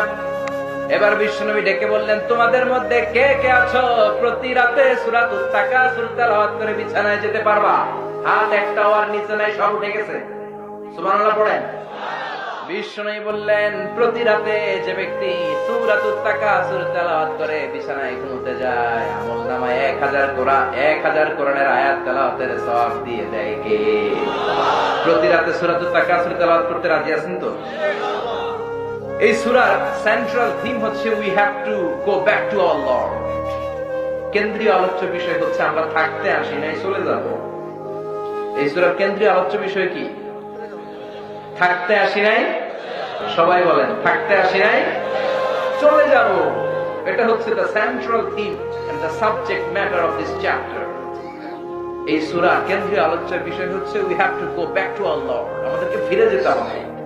এই যে মোহের মধ্যে পড়ে আছি, এটা সব সময় থাকবে না, একদিন আমাদেরকে চলে যেতে হবে, ঠিক কি না? সাহাবাদের মধ্যে দুই দল কথা বলতে বলতে তর্ক বিতর্কে জড়িয়ে গেল। সাহাবাদের একদল বলে, আমাদের গোত্রে যত সম্মানিত ব্যক্তি আছে তোমাদের গোত্রে তত নাই। ওই দল বলে, আমাদের যতগুলা উট আছে তোমাদের তত উট নাই। আবার এই দল বলে, তাহলে আমাদের ছাগলের পাল যত বেশি আছে তোদের অত ছাগল নাই। ওই দলও কম যায় না। ওই দল বলে, আমাদের পূর্বপুরুষ যারা মারা গেছে তাদের মধ্যে থেকে যতগুলা নেতা ছিল তোদের পূর্বপুরুষে এত নেতা ছিল না। দুনিয়ার সম্পদ আর চাকচিক্যময় জিনিস নিয়ে সাহাবাদের মধ্যে তর্ক আর দ্বন্দ্ব শুরু হয়ে গেল। কে বড়, তোরা বড় নাকি আমরা বড়? আল্লাহর কাছে বিষয়টা পছন্দ হয় নাই, সাহাবীদের সাথে বিষয়টা মানায় না, সাহাবীদের শানের সাথে যায় না। এজন্য সাহাবীদেরকে শিক্ষা দেওয়ার মাধ্যমে গোটা বিশ্বের সবার চোখে আঙ্গুল দিয়ে আল্লাহ বুঝাতে চাইলেন, এই সম্পদের বড়াই করে, ক্ষমতার বড়াই করে কোনো লাভ নাই, কেউ থাকতে আসো নাই, চলে যেতে হবে, ঠিক কিনা? তখনই আল্লাহ আয়াতটা নাযিল করে দিলেন, আল্লাহকুমুত তাকাসুরু হাত্তা যুরতুমুল মাকাবির। দুনিয়ার লোভ লালসা, দুনিয়ার চাকচিক্য, দুনিয়ার প্রাচুর্য তোমাদেরকে গাফেল করে দিয়েছে। দুনিয়ার লোভ, টাকা পয়সা, ক্ষমতা, এগুলো তোমাদেরকে গাফেল করে দিয়েছে। এই গাফলতির সাগরে ডুবে তোমরা আখিরাতকে বেমালুম ভুলে গিয়েছো। এই গাফলতি তোমাদের কমবে না হাত্তা যুরতুমুল, যতক্ষণ না তোমরা কবরে যাওয়া। কার কথা? আল্লাহ বললেন, এই দুনিয়াটা অত্যন্ত চমৎকার। দুনিয়াতে মানুষ আজীবন বেঁচে থাকতে চায়, কিন্তু আজীবন কি আমরা বেঁচে থাকতে পারবো নাকি? কবরের বাড়িতে আমাদেরকে যেতেই হবে, জোরে বলে ঠিক কিনা? একদিন মাটির ভেতরে হবে ঘরে মন আমার, কেন বাঁধো দালান ঘরে মন আমার, কেন বাঁধো দালান ঘর? একদিন মাটির ভেতরে হবে ঘরে মন আমার, কেন বাঁধো দালান ঘরে মন আমার, কেন বাঁধো দালান ঘর? প্রাণ পাখি উড়ে যাবে পিঞ্জর ছেড়ে, ধরা ধামে সবই রবে তুমি যাবে চলে। বন্ধু বান্ধব যত, মাতা পিতা দ্বারা সুত, সবই হবে তোমার পরে মন আমার, কেন বাঁধো দালান ঘর? একদিন মাটির ভেতরে হবে ঘরে মন আমার, কেন বাঁধো দালান ঘর? ঠিক কিনা? কথামালাগুলো সুন্দর না? শিক্ষা আছে না অনেক? হেদায়েতের জন্য দুই লাইন খেয়াল করলে যথেষ্ট, চিল্লায় বলেন ঠিক কিনা? কবরের বাড়িতে আমাদেরকে যেতে হবে, বাঁচার কোনো উপায় নাই। কিন্তু পাগলের মতো আমরা কিসের লোভে যে পড়ে আছি আমরা নিজেরাই জানি না। পুরো পৃথিবীটা আসলে একটা ধোঁকা, এটা একটা মোহ। আমরা মোহাচ্ছন্ন হয়ে আছি। পৃথিবীটা একটা মরীচিকা। মরার পরে মনে হবে গোটা জীবনটা ছিল আমার একটা দুঃস্বপ্ন। নতুন এক জগতে আমরা প্রবেশ করবো, ঠিক কিনা? এজন্য কবরে আমাদেরকে যেতেই হবে, মরতেই হবে। কুল্লু নাফসিন যায়িকাতুল মাউত, সব আত্মাকে মৃত্যুর স্বাদ নিতে হয়। কার কথা? মরতেই হবে, বাঁচার কোনো উপায় নাই। The most certain thing in our life is death, and the most uncertain thing in our life is the time of death. আমাদের জীবনের সবচেয়ে সুনিশ্চিত বিষয় হচ্ছে মৃত্যু, মরবই, এটা আমরা সবাই জানি। কিন্তু সবচেয়ে অনিশ্চিত বিষয় হচ্ছে the time of death, মরার সময়টা। কখন মরবো আমরা জানি না। ওমা তাদরি নাফসুন বিআইয়ি আরদিন তামুত, কখন যে মরবো আমরা কেউ জানি? আমরা যে মরবো এটা সবাই জানি না? কথা বলেন। কিন্তু কখন মরবো এটা জানি? মৃত্যু হচ্ছে মানুষের জীবনের সবচাইতে ভয়ঙ্করতম একটি অভিজ্ঞতা। এই অভিজ্ঞতা সবারই নিতে হবে, কিন্তু কিন্তু এই অভিজ্ঞতাটা নিতে আমার কেমন লেগেছে, এটার স্বাদ কেমন, কারোর সাথে শেয়ার করে যাওয়া যায়, কারো কাছ থেকে আমরা শুনিও নাই। এজন্য আল্লাহ বললেন পৃথিবীটা ধোঁকা, ধোঁকার সাগরে তোমরা বসবাস করেছো, টাকার পেছনে মোহের পেছনে পাগলের মতো ছুটে বেড়াচ্ছ। এই মোহ তোমাদের কাটবে না যতক্ষণ না তোমরা কবরে ঢুকবা। আল্লাহকুমুত তাকাসুরু হাত্তা যুরতুমুল মাকাবির। দুনিয়ার গাফলতি, এই মনোভাব কোনোদিন তোমাদের কাটবে না যতক্ষণ না তোমরা কবরে ঢুকবা। কবরে ঢুকার আগ পর্যন্ত আমাদের এই মোহ কাটবে, আমাদের এই গাফলতি কাটবে। আমাদের শুধু আরো চাই, বেশি বেশি চাওয়ার মানসিকতা আমাদের আরো লাগবে, আরো লাগবে, আরো চাই। এরকম আছে না নাই? যার সাইকেল আছে ও হুন্ডা চায়, চায় না? যার হুন্ডা আছে ও প্রাইভেট কার চায়, যার প্রাইভেট কার আছে ও হেলিকপ্টার চায়, যার হেলিকপ্টার আছে ও প্লেন চায়, আছে না নাই? আবার যে মেম্বার হয়েছে চেয়ারম্যান হতে চায়, চায় না? চেয়ারম্যান সাহেব মনে মনে ভাবে যদি পার্লামেন্টে যাইতে পারতাম ভালোই হইতো, এলাকাবাসীর জন্য অনেক কিছু করতাম, আছে না নাই? পার্লামেন্টেও নিয়ে গেলেন ওনারে, এবার মনে মনে ভাবে একটা মিনিস্ট্রি যদি পাই খারাপ হয় না, মন্ত্রণালয়ের দায়িত্ব পেলে ভালো হয়, মন্ত্রী মন্ত্রী ভাব, আছে না নাই? আল্লাহ মন্ত্রীও বানায় দিছে, এখন বাকি কয়টা? কথা কম। এবার ভাবে কেমন করে ওইটা হওয়া যায়, কিন্তু সুযোগ নাই। এই দেশে মাত্র দুইটা, হয় এইটা নয় এইটা। জোরে কম, ঠিক কিনা? আমাদের কোনো আলাদা চয়েস নাই, হয় উনি নয় উনি। যেই আসুক শান্তিপূর্ণ ভাবে যেন আমরা থাকতে পারি, ঠিক কিনা? তার মানে চাহিদার শেষ নাই। টাকা আছে, গাড়ি আছে, বাড়ি চাই, বাড়ি আছে, নারী চাই, এটা আছে ওটা চাই, ওটা আছে সেটা চাই। মানুষের চাহিদার কোনোদিন শেষ হয় নাকি? কথা বলেন। অনেকে অ্যানালগ মোবাইল ইউজ করেন না, মানে ভিডিও টিডিও দেখা যায় না, আছে না নাই? নরমাল নোকিয়ার সেট গুলো আছে না, ওর বড় আশা ওই যে সবাই যে টিপা টিপা ইউজ করে, একটা অ্যান্ড্রয়েড সেট যদি ইউজ করতে পারতাম, আমিও যদি টাচ মোবাইল ইউজ করতে পারতাম, আমি যদি ভিডিও করতে পারতাম। অ্যান্ড্রয়েড সেটের ব্যবস্থা আল্লাহ করে দিল। এবার কয় সবাই এক ধরনের মোবাইল ইউজ করে, পিছনে একটা আপেল দেখা যায়, আপেল একটা আপেল মার্কা যদি পাইতাম, আল্লাহ ওইটা দিয়ে দিছে। এবার মনে মনে ভাবে যদি একটা আইপ্যাড পাইতাম, আইপ্যাড আল্লাহ দিছে। এবার একটা ম্যাকবুক প্রো যদি পেতাম, চিনো চিনো ম্যাকবুক প্রো, অ্যাপল কোম্পানির সবচেয়ে দামি যে ল্যাপটপটা, ওটার নাম ম্যাকবুক প্রো। তার মানে মানুষের চাহিদার শেষ নাই, এটা আছে সেটা চায়, সেটা আছে ওটা চায়। এজন্য আল্লাহ বললেন তোদের চাহিদার শেষ হবে না হাত্তা যুরতুমুল মাকাবির, কবরে ঢোকা ছাড়া, ঠিক কি না? স্বভাবটাই আমাদের আরো লাগবে, আরো চাই, আরো খাবো, দুনিয়াটা খাবো, সব আমার, আমার পেট হইলে এত আমি সব খাবো, এরকম টাকাই তাছাড়া নাই। সব খেতে যায়, বলে গোটা দুনিয়াটা আমার, সবটা আমি খাবো, সব আমার একা। আরো আরো চায়, বেশি বেশি চাওয়া হলো ফকিরের স্বভাব। যেমন জুমার নামাজ আজকে ছিল জুমার দিন, জুমার পরে দেখবেন যারা ফকির, যেদিকে টাকা দেয় ওইদিকে হাত দেয়, আছে না নাই? এদিকে একজন দিতেছে, এদিকে খাবলা মারে, আবার ওদিকে একজন দিতেছে, ওদিকে আবার ওদিকে, আবার ওদিকে, আছে না নাই? লাগলেও খোঁজে, না লাগলেও কথা কম, কথা কম। এই স্বভাবটা কাদের? ফকিরদের। আমাদের মধ্যে এই স্বভাব আছে না নাই? এজন্য আমরা সবাই ফকির। ধনী একজন, তিনি কে? يا أيها الناس أنتم الفقراء إلى الله والله هو الغني الحميد। ও আমার গোলামেরা, তোরা হলি ফকির, ধনী একজন, তিনি কে? এজন্য আমাদের চাহিদার কোনো শেষ নাই, চাওয়া পাওয়ার কোনো শেষ নাই, শুধু আরো চাই, আরো চাই, আরো লাগবে, শুধু প্রতিযোগিতা। কি এক মোহের পেছনে যে আমরা ছুটছি, আরো লাগবে, আরো প্রতিযোগিতা, আনলিমিটেড ডিমান্ড, শেষ হয়। এই মানসিকতা আমাদের মধ্যে আছে না নাই? আরো লাগবে, আরো। উনি কামায় 20,000, আমার কামাই তো 30,000। উনার ফ্ল্যাট 2টা, আমার লাগবে কয়টা? আমার লাগবে 4টা। কিন্তু উনি যে তাহাজ্জুদ পড়ে ওই চিন্তা নাই। উনি তাহাজ্জুদ গুজার, আমার আরো তাহাজ্জুদ বেশি বেশি পড়ে আল্লাহর প্রিয় ভাজন হওয়া দরকার, ওই চিন্তা নাই। জোরে কোন ঠিক কিনা? প্রতিযোগিতা, কম্পিটিশন, কেমন করে বড় টাওয়ার বানানো যায়। বিষ্ণু বলেছেন কিয়ামতের আগ দিয়ে একটা আলামত ঘটবে, ওয়ান তারাল হুফাতাল উরাতাল আলাতা রিয়া আশা ইয়াতাতাওয়ালুনা ফিল বুনিয়ান।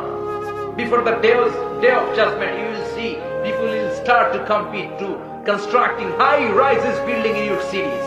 তোমাদের শহরে বড় বড় আকাশচুম্বী স্কাই স্ক্রিপার বিল্ডিং বানানোর প্রতিযোগিতা কিয়ামতের আগে শুরু হয়ে যাবে।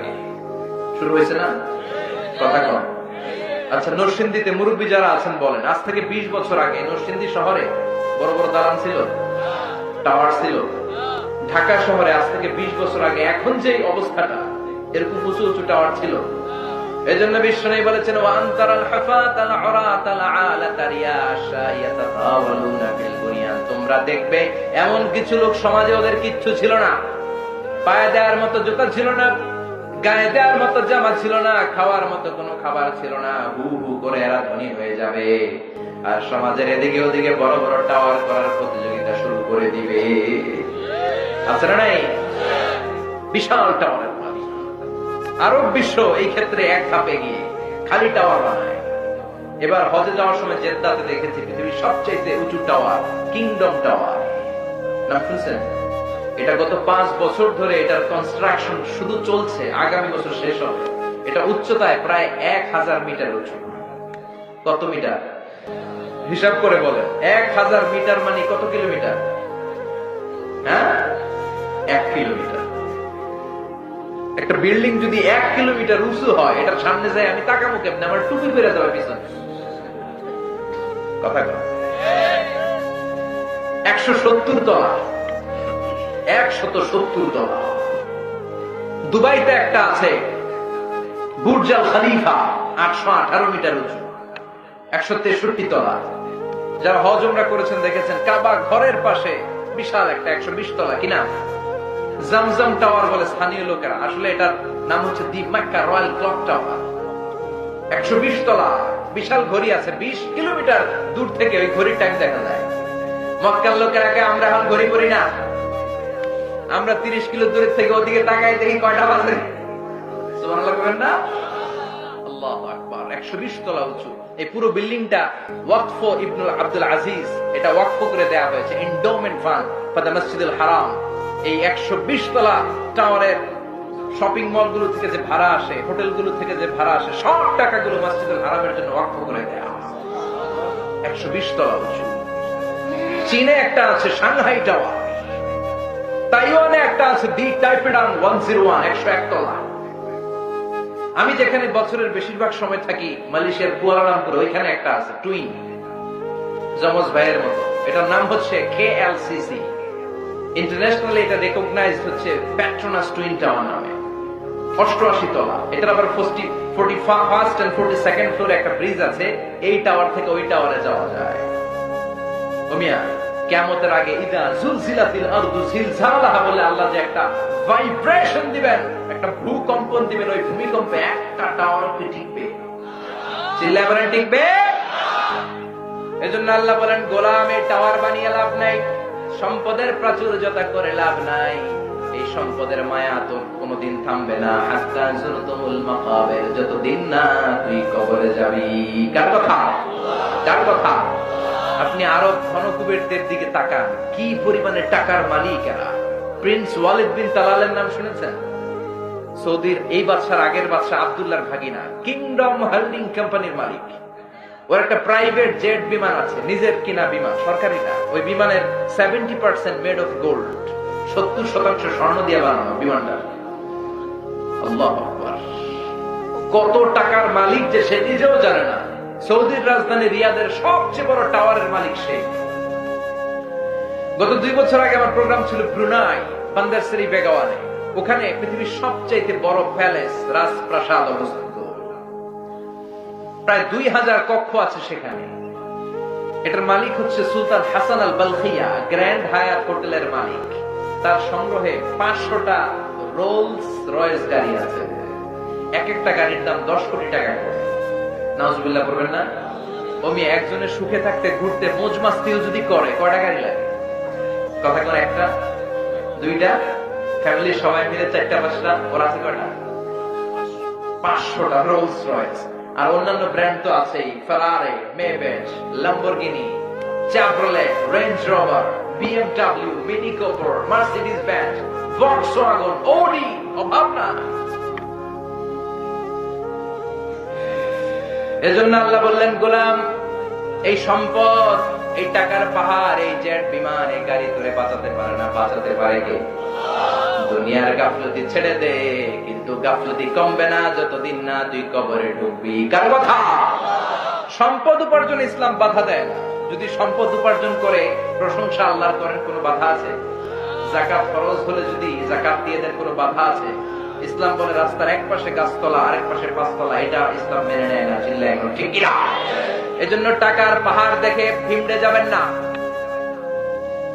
বিএমডব্লিউ ল্যান্ড ক্রুজারে চলে, মার্সিডিজ বেঞ্জ হাঁকায়, রেঞ্জ রোভারে চলে, পোরশেতে চড়ে, মনে করবেন না যে অনেক সুখে আছে। সুখ নাও থাকতে পারে, ঠিক কিনা?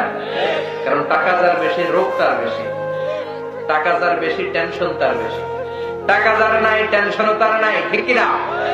টাকা যার বেশি, ঘুম তার কম। টাকা যার নাই, রাতে তার ঘুমের কোনো অভাব নাই, ঠিক কিনা? বেশিরভাগ ধনীদের অবস্থা কি দেখবেন, যে এদের রাতে ঘুম হয় না। তবে হালাল পন্থায় যারা মাথার গাম পায়ে ফেলে উপার্জন করেছে, এদের আবার আলহামদুলিল্লাহ ঘুম হয়। কিন্তু ডান হাতে বা হাতে হালাল হারাম বাছাই না করে যারা কামাই করেছে, রাতে ঘুম নাই। 1 ঘন্টা ঘুমানোর জন্য ট্যাবলেট খায় কয়টা? ঘুমের বড়ি কয়টা খায়? আর রিক্সাওয়ালায় ঘুমের জন্য যে বড়ি খাওয়া লাগে জানি না। মানে ঘুমানোর জন্য যে বড়ি থাকতে পারেন, ফার্মেসিতে শুনেই নাই। সুবহানাল্লাহ পড়ে। কিছু খেতে পারে না কোটিপতিরা, খুঁজে দেখেন। ডাক্তারের কাছে গেলে বলে কিচ্ছু খাবেন না, গরু খাবেন না, খাসি খাবেন না, চিংড়ি খাবেন না, খালি ঘাস খাবেন। কি খাবেন? ঘাস বলতে আই মিন ভেজিটেবল। সবজি আইটেম দিয়ে দেয় না। সকালে 2টা রুটি, দুপুরে 1 কাপ ভাত, ছোট্ট একটা মাছ, আর রাতে খালি সবজি ঘাস। ওই মিয়া, সবজি আর ঘাসের পার্থক্য আছে? আল্লাহু আকবার।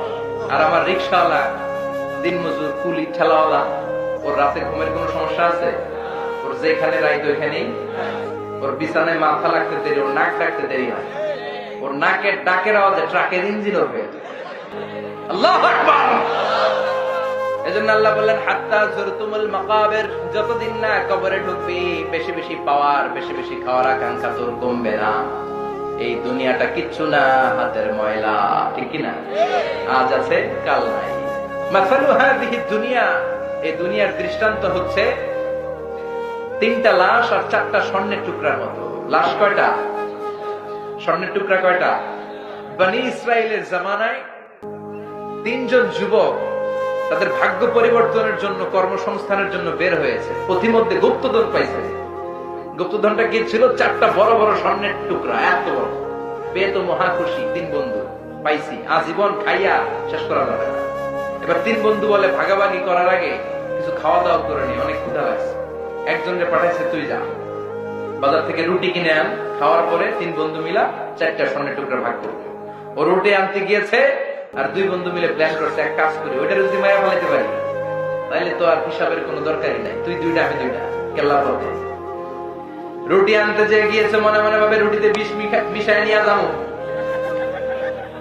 কি মিশাবো? বিষ মাখানো রুটি দিয়া ওই 2টা এসে সব আমার, আমি খাবো, আমি খাবো। যেই চিন্তা ওই কাজ, রুটিতে বিষ মিশায় নিয়ে আসছে।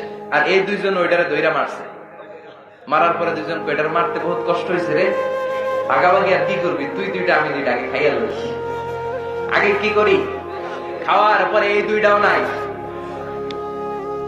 4টা স্বর্ণের টুকরা পরে আছে, 3টা লাশ পরে আছে, স্বর্ণ নেয়ার কেউ নাই। এটাই হচ্ছে দুনিয়া। চিল্লায় বলেন ঠিক কিনা? এজন্য আল্লাহ বললেন, আলহাকুমুত তাকাসুরু হাত্তা যুরতুমুল মাকাবির। দুনিয়ার লোভ লালসা তোমাদেরকে গাফেল বানিয়ে দিয়েছে। গাফলতি কমবে না যতদিন না কবরে ঢুকো। টাকা, টাকা আরো লাগবে, আরো লাগবে। ক্ষমতা, ক্ষমতা আরো লাগবে। টাকা উপার্জনে বাধা নাই, কিন্তু হালাল পন্থায় হতে হবে। নেশার পরিমাণ হলে যাকাত দিয়ে দিতে হবে, কিন্তু যাকাতের লুঙ্গি আর শাড়ির নামে নাটক করা যাবে না। চিল্লা এখন ঠিক কিনা? যাকাতের লুঙ্গি দেয় না, যাকাতের শাড়িও তো দেয়। এটা কি যাকাত দেওয়ার কোনো পলিসি? এটা যাকাত দেওয়ার কোনো পদ্ধতি?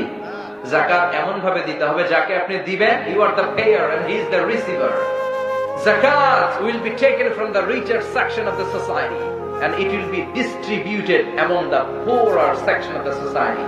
ধনীদের থেকে নিয়ে গরিবদেরকে দারিদ্রতা বিমোচনের কাজে লাগে, এমন ভাবে দিতে হবে যে আর কোন লাইনে যে যেন ওর হাত না পাতে। চিল্লাই, ঠিক কিনা? ওরা একটা অস্ট্রেলিয়ান গাভী কিনে দেন, প্রতিদিন 20 কেজি করে দুধ বিক্রি করবে, ফ্যামিলিটা চালাবে। ওর যদি জোয়ান ছেলে থাকে, সিএনজি কিনে দেন, অটো রিক্সা কিনে দেন, ওইটা চালায় চালায় ফ্যামিলি চালাবে। অথবা একটা ঝালমুড়ির দোকান করে দেন, চায়ের টং দোকান করে দেন, ওইটা বিক্রি করে করে আজীবন চলবে। কিন্তু শাড়ি দিলে, লুঙ্গি দিলে তার কোনো কাজ, কোনোদিন তার কোনো উপকার হয় নাকি? কথা কর। শাড়ি দিলেন, লুঙ্গি দিলেন, ওর দারিদ্রতা বিমোচনের কোনো উপকার হয় না। সকালে শাড়ি দিচ্ছেন, বিকেলে যে আবার লাইনে দাঁড়ায়। বিকেলে লুঙ্গি দিয়েছেন, তারপর দিন সকালে আবার লাইনে দাঁড়ায়। আবার জাকাতের শাড়ি আনতে যে পদপৃষ্ট হয়ে লোকজন মারা যায়, এমন ঘটনা আছে না নাই? নরসিংদীতে এগুলা নাই। আর জাকাতের শাড়িও কি মাশাআল্লাহ, দেখছেন নি? হ্যাঁ, মশারি ফেল, একবার ধুইলে শাড়ি বেশকি বেড়া থাকে, রং থাকে না, আছে না নাই? এই জাকাত নয়। যাকাত ওয়া ফি আমওয়ালিহিম হাক্কুন লিসাইলি ওয়াল মাহরুম। তোমার সম্পদে গরিবদের প্রতি তোমার করুণা নয়, এটা অধিকার, তোমারে দিতেই হবে। চিল্লায় করো, ঠিক কিনা? এজন্য আল্লাহ বললেন, ওয়াল্লাযীনা ইয়াকনিজুনা আয-যাহাবা ওয়াল ফিদ্দাতা ওয়া লা ইউনফিকুনাহা ফী সাবিলিল্লাহি ফাবাশশিরহুম বিআযাবিন আলীম। আল্লাহু আকবার। যারা স্বর্ণ জমায়, রূপা জমায়, ব্যাংক ব্যালেন্স করে, এফডিআর করে, সঞ্চয়পত্র করে, ফ্ল্যাটের পর ফ্ল্যাট কিনে, গাড়ির পর গাড়ি কিনে, আমার গরিব বান্দাদেরকে যাকাতের টাকা পৌঁছে দেয় না, ও নবী, ওদেরকে আপনি কঠিন আযাবের সুসংবাদ দেন। কি শব্দ চয়ন! কঠিন আযাব, আবার সুসংবাদ। কঠিন আযাব, আবার বলে সুসংবাদ। আমি আযাবের কি সুসংবাদ হয় না দুঃসংবাদ? সুসংবাদ বললেন কেন? আযাবটা যে ভয়ঙ্কর এটা বোঝানো। আযাবের পানিশমেন্টের সিভিয়ারিটি, দ্য লেভেল অফ সিভিয়ারনেস বুঝানোর জন্য। পরীক্ষায় ছেলে গণিতে ফেল করছে, মা বলে, চান্দু ফেল করছো, তোমার বাপে আসো, এমন মাইট দিবে মজা টের পাবি। ওমিয়া মাইট দিলে কি মজা লাগে না ব্যথা লাগে? তো মা তো বললো মজা টের পাবি। তার মানে মাইটটা যে করা হবে, মাইটটা বড় ডেঞ্জারাস। ইন্না বাদশা রাব্বিকা, আমার আল্লাহর ধরা বড্ড প্রচন্ড কড়া। আমার আল্লাহ সুযোগ দেয়, ধরে না, কিন্তু যখন ধরে তখন আবার ছাড়ে না, ঠিক কিনা? ধরে ধরে ধরে না, ধরলে আল্লাহ সব সময় ধরে না, ধরলে ছাড়ে না। খবরদার। ফাতুকুয়া বিহা জিবাহুহুম ওয়া জুনুবুহুম ওয়া যুহুরুহুম। 1000 বছর জাহান্নামের আগুনের মধ্যে লোহার খুন্তি গরম করে কপালে একটা ছেক দেয়া হবে, পাজরে ছেক দেয়া হবে, পিঠে ছেক লাগানো হবে যারা যাকাত দেয় না। যারা যাকাত আদায় করেন না, নরসিংদীর বিজনেস ম্যাগনেট ভাইরা, খবরদার, কারুনের জীবনী থেকে শিক্ষা নেন। কারুন ছিল অনেক ধনী। মুসা আলাইহিস সালামের চাচাতো ভাই সাইয়েদনা মুসা বললেন, যাকাত দাও, গরিবদেরকে যাকাতের টাকা বুঝিয়ে দাও। যাকাত দেয়া হচ্ছে আল্লাহর আইন। সে বলে, আল্লাহর আইন আমি মানি না। সাইয়েদনা মুসা বলে, আল্লাহ তোমাকে এই সম্পদ দিয়েছে। কারুন বলে, আল্লাহ আবার কে? ইন্নামা উতীতুহু আলা ইলমিন ইনদি। আমার মেধা খাটিয়ে, আমার বুদ্ধি খাটিয়ে, আমার ইন্টেলেক্ট খাটিয়ে আমি কামাই করেছি, 1 টাকাও দেব না। মুসা বলে, যাকাত দে। কারণ কয়, দেব না। সাইয়েদনা মুসা বললেন, তাহলে আল্লাহর আযাব করে পাকড়াও করবে। কারণ বললে, পারলে আযাব নিয়ে আয়। রব্বুল আলামিন আযাব পাঠালেন, ফাখাসাফনা বিহি ওয়া বিদারিহিল আরদ। কারণ সহ কারণের সব সম্পত্তি আল্লাহ জামিনে দাবিয়ে দিলেন। আমি তো মিশরে পড়াশোনা করেছি, আমি নিজে ওই জায়গাটা দেখে এসেছি, কারণের পাশে। মিশরের রাজধানী কায়রো থেকে 100 কিলো দূরে একটা জেলা আছে, ফাইয়ুম, মুহাফাজাতু ফাইয়ুম। ওখানে বহাইরা কারুন আছে, যে জায়গায় আল্লাহ তাআলা এই বেয়াদব পৃথিবীর কুখ্যাত সন্ত্রাসী কারুনের সব সম্পদ কারুন সহ আল্লাহ জামিনে দাবিয়ে দিয়েছে। ওই জায়গায় একটা হ্রদ হয়ে গিয়েছে। কিন্তু আজও গোটা বিশ্বের মানুষের শিক্ষার জন্য একটা তার প্রাসাদের ভগ্নাংশ, সামান্য একটা অংশ গোটা বিশ্বের মানুষের ইতিহাসের জন্য, শিক্ষার জন্য আল্লাহ সামান্য কিয়দাংশ রেখে দিয়েছে। সুবহানাল্লাহ। আল্লাহর আযাব যখন আসলো, পুরো ফাইম এলাকা কেঁপে উঠলো। কারণ দেখে তার পা জমিনের ভিতরে ঢুকতে শুরু করেছে, তার সম্পদগুলো, সিন্ধুকগুলো জমিনে যেতে শুরু করেছে। হাঁটু পর্যন্ত টেপে যাওয়ার পরে কারণ মনে মনে ভাবে, কিচ্ছু হবে না, বেঁচে যাবো, আমার গায়ে জোর কম নাই। কোমর পর্যন্ত দেবে যায়, মনে মনে ভাবে, কিচ্ছু হবে না আমার।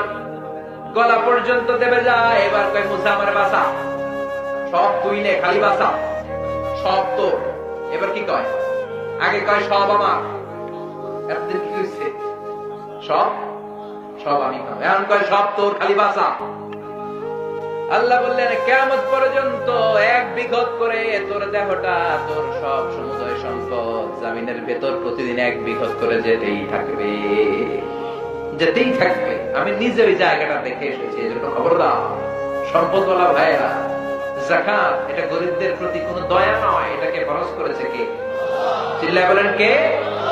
এই সম্পদের যাকাত যদি না দেন, কিয়ামতের দিন এই যাকাত গুলো বিশাল, টাকাগুলো বিশাল সাপ হয়ে পা থেকে পেঁচাতে পেঁচাতে কোমর, কোমর থেকে পেঁচাতে পেঁচাতে গলা পর্যন্ত বিশাল ছবল দিয়ে বলবে আনা মালিক আনা কানজুক, আমি তোর সম্পদ, আমি তোর ব্যাংক ব্যালেন্স, আমি তোর এফডিআর, আমি তোর সঞ্চয় টুকরা, আমারে খা। খাবেন? খাবেন না? খাবেন না? এক এক ছবলে পুরো দেহটা নীলাভ হয়ে 70 গজ জমিনের ভেতরে সে ঢুকে যাবে। পড়েন নাউযুবিল্লাহ। এজন্য আল্লাহ বললেন আলহাকুমুত তাকাসুর হাত্তা যুরতুমুল মাকাবির। দুনিয়াতে বেশি বেশি খাওয়া, বেশি বেশি চাওয়া, বেশি বেশি লোভের আকাঙ্ক্ষার গাফলতি তোমাদেরকে পাগল বানিয়ে দিয়েছে। তোমাদের এই পাগলামি, তোমাদের এই মোহ, তোমাদের এই গাফলতি কোনোদিন কমবে না কবরে যাওয়া ছাড়া। কোথায় যাওয়া ছাড়া? কবরে যাওয়া ছাড়া আমাদের এই গাফলতি কোনোদিন কমবে। বিশ্বনবী বললেন লাউ আন্না লিকুল্লি ইবনি আদম ওয়াদিয়ান মিন যাহাব। খেয়াল করে শুনেন, বনি আদমের সবাইকে যদি একটা করে স্বর্ণের পাহাড় দিয়ে দেয়া হয়, আহাব্বা ইয়াকুনা লাহু ওয়াদিয়ান, সে চাইবে কেমন করে আরেকটা স্বর্ণের পাহাড়ের মালিক হওয়া যায়। আমাদের প্রত্যেককে যদি আল্লাহ একটা করে স্বর্ণের পাহাড়ের মালিক বানায়, কিসের পাহাড়? সবাই বলতে হবে কিসের পাহাড়? আচ্ছা, একটা স্বর্ণের পাহাড়ের মালিক যদি আমি হই, আমি কেন আমার 14 পুরুষ এটা বেচা খেয়ে শেষ করতে পারবো? কথা কম। তো আবার আরেকটা লাগবে কেন? স্বভাব। এটা কি? প্রত্যেককে একটা করে যদি স্বর্ণের পাহাড় রব্বুল আলামিন দিয়ে দেয়, সবাই চাইবে আরেকটা পাহাড় কেমনে পাওয়া যায়। বিষ্ণু বললেন ওয়ালাইয়ামলা আফাহু ইল্লা তুরাব। মানুষের এই খাই খাই স্বভাব, মানুষের এই চাই চাই স্বভাব কোনোদিন কমবে না যতদিন না কবরের মাটি মুখের ভেতরে ঢুকে। ঠিক কিনা? ঠিক কিনা? ঠিক কিনা? কবরের মাটি মুখের ভিতরে ঢোকার আগ পর্যন্ত এই খাই খাই স্বভাব মানুষের কমবে।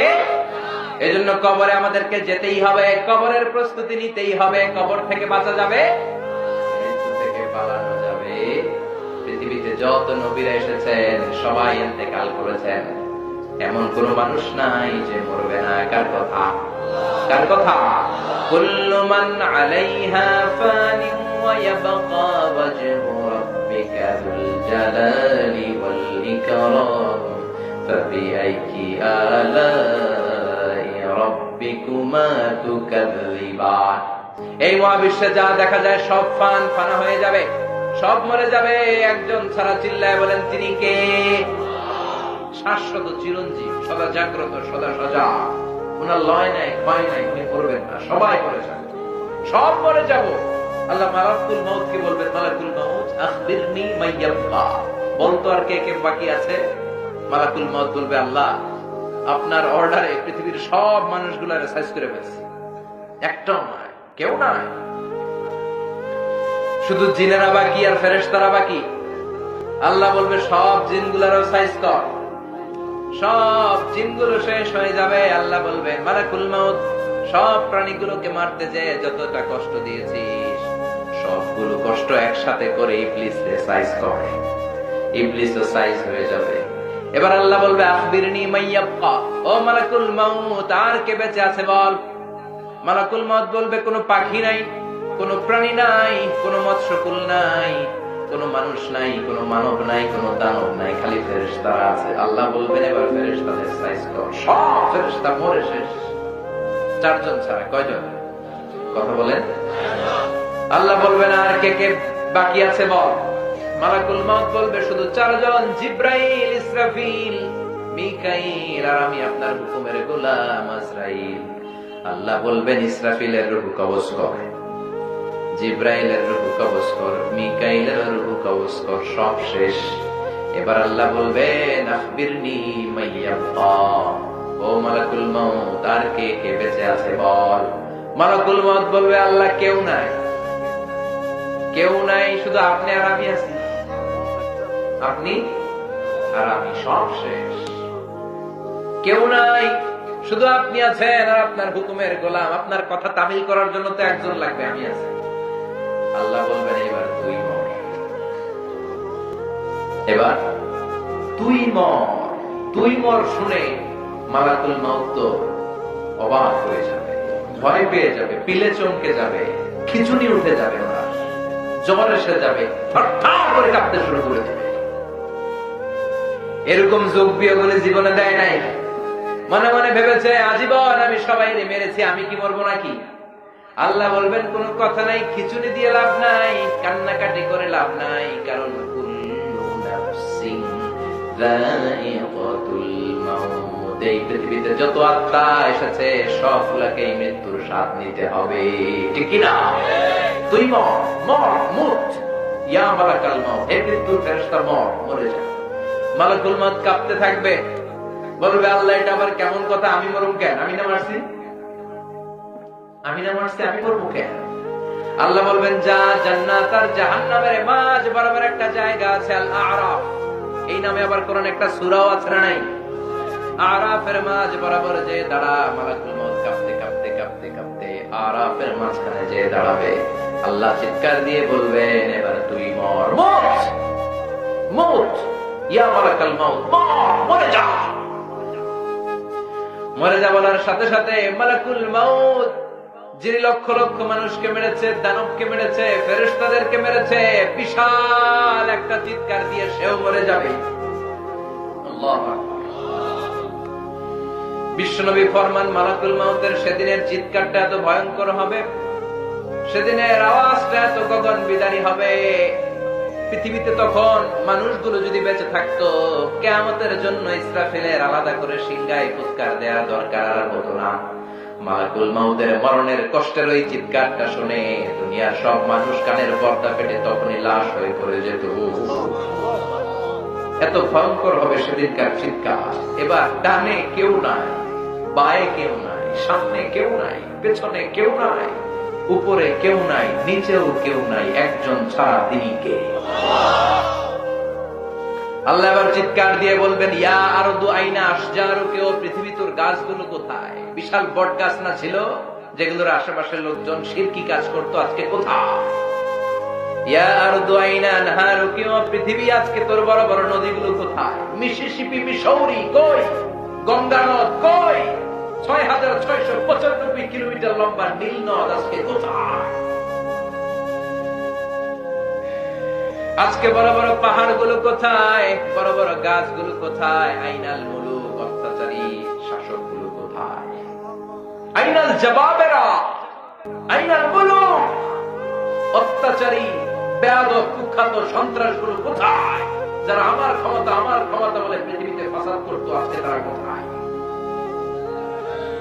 কেউ আছে? চিল্লায় বলেন, আছে? রব্বুল আলামিন চিৎকার দিয়ে বলবেন, লিমানিল মুলকুল ইয়াউমা লিল্লাহিল ওয়াহিদিল কাহ্হার। লিমানিল মুলকুল ইয়াউম, who belongs the kingdom today, আজকে ক্ষমতা কার? চিৎকার করে বলবেন, আজকে বলবেন না, আজকে ক্ষমতা কার? আল্লাহ নিজেই বলবেন, লিল্লাহিল ওয়াহিদিল কাহ্হার, ক্ষমতা কারো নয়, কেউ বেঁচে নাই, কেউ আর ক্ষমতার দাবিদার নাই, কেউ আর মহাবিশ্বে নাই, একজন ছাড়া, তিনি কে? এজন্য আল্লাহ বললেন, কুল্লু মান আলাইহা ফানিন ওয়া ইয়াবকা ওয়াজহু রাব্বিকা যুল জালালি ওয়াল ইকরাম ফাবিআইয়ি আলাই রাব্বিকুমা তুকাযযিবান। আল্লাহু আকবার। কেউ থাকবে না, সবাইকে যেতে হবে। বিশ্বাস হয় তো? বুঝতেছেন? হৃদয়ঙ্গম করতেছেন তো? মেসেজ হিসেবে নিচ্ছেন তো? এজন্য প্রতিদিন আমাদেরকে ভাবতে হবে, হাত্তা যুরতুমুল মাকাবির, কবরে না যাওয়ার আগ পর্যন্ত আমাদের মোহ থামবে না। বিশ্বনবী বলেন, আমি জানতে পেরেছি কবরের ভেতরে তোমাদেরকে সুয়াল করা হবে। এজন্য বিশ্বনবী আল্লাহর কাছে বলতেন, আল্লাহুম্মা ইন্না নাউযু বিকা মিন আযাবিল কবর, ও আল্লাহ, কবরের আযাব থেকে আপনি আমাদের বাঁচান। পড়েন আমিন। আর জোরে পড়েন আমিন। মুমিনদেরকে 4টা প্রশ্ন, কাফিরদেরকে 3টা প্রশ্ন কবরের ভেতর আছে না নাই? কথা বলেন। রেখে আসার পর পরে মুমিনদেরকে 4টা প্রশ্ন করা হবে। কয়টা?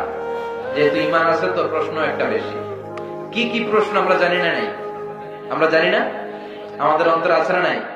আমরা কিন্তু জানি। তার মানে প্রশ্ন ফাঁস। আল্লাহ প্রশ্নপত্র কি করছে? ফাঁস করে দিয়েছে। প্রশ্নগুলো আমরা আগ থেকেই জানি, এরপরে যদি উত্তর দিতে না পারি দুষ্কা কথা কর। প্রশ্নপত্র ফাঁস, উত্তরপত্র ফাঁস, এরপরে যদি আমরা পাস না করি মায়ের আছে না নাই? আমাদের প্রথম প্রশ্ন করা হবে মার রব্ব, তোর রব কে? জোরে বলেন। আল্লাহ আমার রব, এই রবি আমার সব। আল্লাহ আমার রব, এই রবি আমার সব।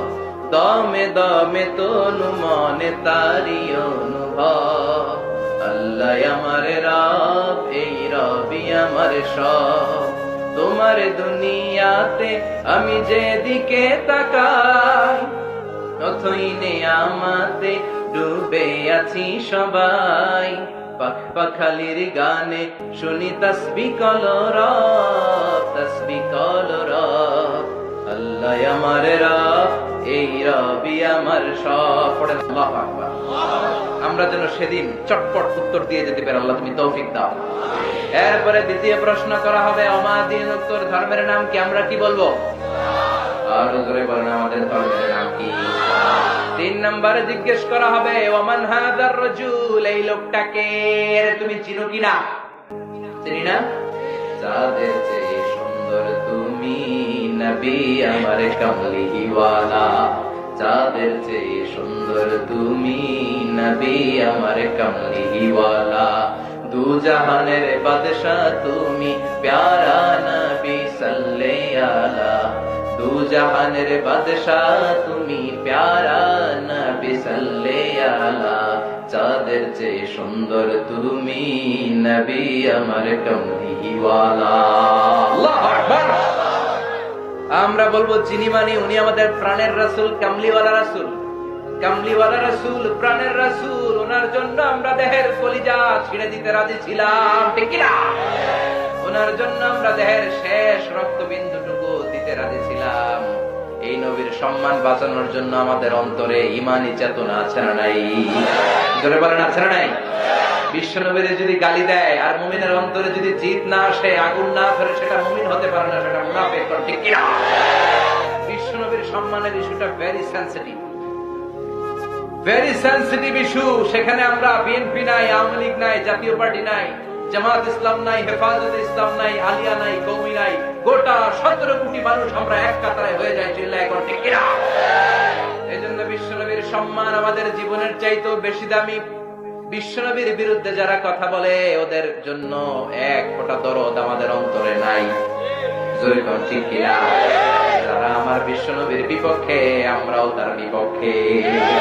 তুমি বিশ্বনবীর গালি দিলে কলেজে আগুন লাগে? আগুন লাগে মুসলমান? কার কার লাগে? তো হাত উঁচু করে আল্লাহর দেখা।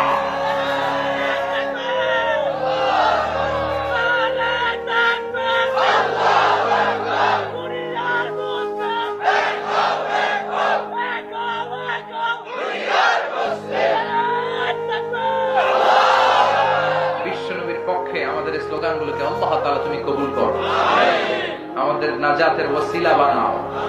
আমাদেরকে বলা হবে ওমান হাযার রাজুল, দেখো তো এই লোকটারে চিনো কিনা? আমরা বলবো চিনি মানি, উনি তো আমাদের প্রাণের রাসূল, যেই নবীর জন্য আমরা স্লোগান দিয়েছি, ওনার সম্মান বাঁচানোর জন্য আমরা ময়দানে নেমেছি। মাঝে মাঝে ময়দানে নামার দরকার আছে না নাই? মুখে মুখে ঈমানের কথা বললে ওইটা ঈমান হবে? কথা বলেন, হবে? যে ঈমান প্রয়োজনে জ্বলে ওঠে না, যে ঈমান সত্য ন্যায়ের কথা বলে না, যে ঈমান প্রয়োজনে জ্বলে ওঠে না, যে ঈমান সত্য ন্যায়ের কথা বলে না, যে ঈমান বাস্তবে নাই, যে ঈমান ময়দানে নাই, মুখে শুধু ফাঁকা বলি, কি করে তারে বলো ঈমানে বলি? করে তারে বলো ইমানে বলি, কি করে তারে বলো ইমানে বলি। চিল্লা বলেন ঠিক কিনা? যে ইমান দিন কায়েমের আন্দোলনের ধার ধারে না, যে ইমান লেবাসধারী কোরআন হাদিস তাও পড়ে না, যে ইমান খাজার নামে মাজার করে ফুলুস কামায়, আছে না নাই? খাজার নামে মাজার করে ফুলুস কামায়, আছে না নাই? যে ইমান খাজার নামে মাজার করে ফুলুস কামায়, যে ইমান শিরকিয়াতে আমল করে ভীত না হয়, যে ইমান অন্তরে নাই, যে ইমান বাস্তবে নাই, মুখে ফোটায় কথারে বলি, কি করে তারে বলো ইমানে বলি, কি করে তারে বলো ইমানে বলি, কি করে তারে বলো ইমানে বলি। চিল্লায় বলেন ঠিক কিনা? এজন্য বিশ্বনবীর গালি দিলে, মুমিন যদি ঘরে বসে থাকে, তার কলম যদি না চলে, তার মুষ্টিবদ্ধ হাত দিয়ে স্লোগান যদি না চলে, প্রতিরোধের দুর্বার আন্দোলন যদি না চলে, ওইটা মুমিন নয়, ওইটা বোবা শয়তান মুনাফিক। আমাদেরকে বলা হবে ওমান হাযার রাজুল, 3 নাম্বার প্রশ্ন, এই লোকটাকে চিনো কিনা? আমরা বলবো চিনি, মানি এটা তো আমাদের প্রাণের রাসূল, ঠিক কিনা? এই নবীর জন্য আমাদের দেহের রক্ত বিলিয়ে দিতে আমরা কুণ্ঠা বোধ করতাম? 3টা প্রশ্নের উত্তর শেষ, আলহামদুলিল্লাহ। এবার এডিশনাল প্রশ্ন, বাঘের বাচ্চার মতো উত্তর দেওয়া হয়েছে। রবকে? আল্লাহ। দিন কি? এই লোককে বিশ্বনবী মুহাম্মদ রাসূলুল্লাহ সাল্লাল্লাহু। এবার এডিশনাল প্রশ্ন, ওমা ইলমু। কাফেরদের এই প্রশ্ন নাই, কাফেরদের শুধু 3টাই, আমাদের কয়টা? কথা বলেন। আমাদেরকে বলা হবে ওমা ইলমু, what is the source of your knowledge. তুমি যে 3টার উত্তর করতে পারলা, তথ্য সূত্র কি? কইতে শিখছো নাকি আপনাদের কাপড়ে নকল করে নিয়ে আসছো? কোত্থেকে জানলা? পাল্লা কেমনে? আপনাকে বলতে হবে আল্লাহর কোরআন পড়ে পড়ে আমরা শিখেছি, কোন ঠিক কিনা? আপনাকে বলতে হবে বিশ্বনবীর হাদিস ঘেটে আমরা জেনেছি, কোরআন পড়ে বিশ্বনবীর সুন্নাহ পড়ে আমরা শিখেছি। আপনারে বলতে হবে। আপনি যখন এটার উত্তর দিয়ে দিতে পারলেন, ফেরেশতারা বলবে আহলান ওয়া সাহলান, খুব সামদের, কংগ্রেচুলেশন, চমৎকার পেরেছো তুমি বেটা, চমৎকার পেরেছো। ওয়াইফসাহু লাহু কবরুহু 70 দিরান, কবরটা 40 হাত লম্বা করে দেয়া হবে। ওয়াইফতাহু লাহু বাবুন ইলাল জান্নাহ, জান্নাতের দিকে কবরের সাথে একটা দরজা করে দেয়া হবে, জান্নাতের হিমেল বাতাস কবরে ঢুকে ধাক্কা মারবে। ওয়ায়ুলবাসু মিন লিবাসি আহলিল জান্নাহ, জান্নাতীদের ড্রেস পরিয়ে দেয়া হবে। আর বলা হবে নাম কানাউমিল আরুস, বাসর রাতে বর যেমনি কোনেকে নিয়ে শান্তির ঘুম দেয়, তুমিও ঘুমাও। ইসরাফিলের সিংহা সেই গ্রিন সিগন্যালের অপেক্ষা করো, তার ঘুমটা এত মধুর হবে, ইসরাফিলের সিংহার ফুৎকারের আগে তার এই ঘুম ভাঙবে না। কোন সুবহানাল্লাহ। আম্মাল কাফির ওয়াল মুনাফিক ওয়া আহলুশ শিমাল, এবার বামপন্থীদের পালা। ওদেরকেও জিজ্ঞেস করা হবে, মুনকার নাকির আসবে, আসওয়াদা নাজরাকান, কালো গাত্র বর্ণের, নীলাভ চোখ, নীল চোখ, কালো চামড়া। দুইজন ফেরেশতা এসে বলবে বসো, বস। প্রথম প্রশ্ন, মার রব, উত্তর রবকে? কয় জানি না। কি বলে?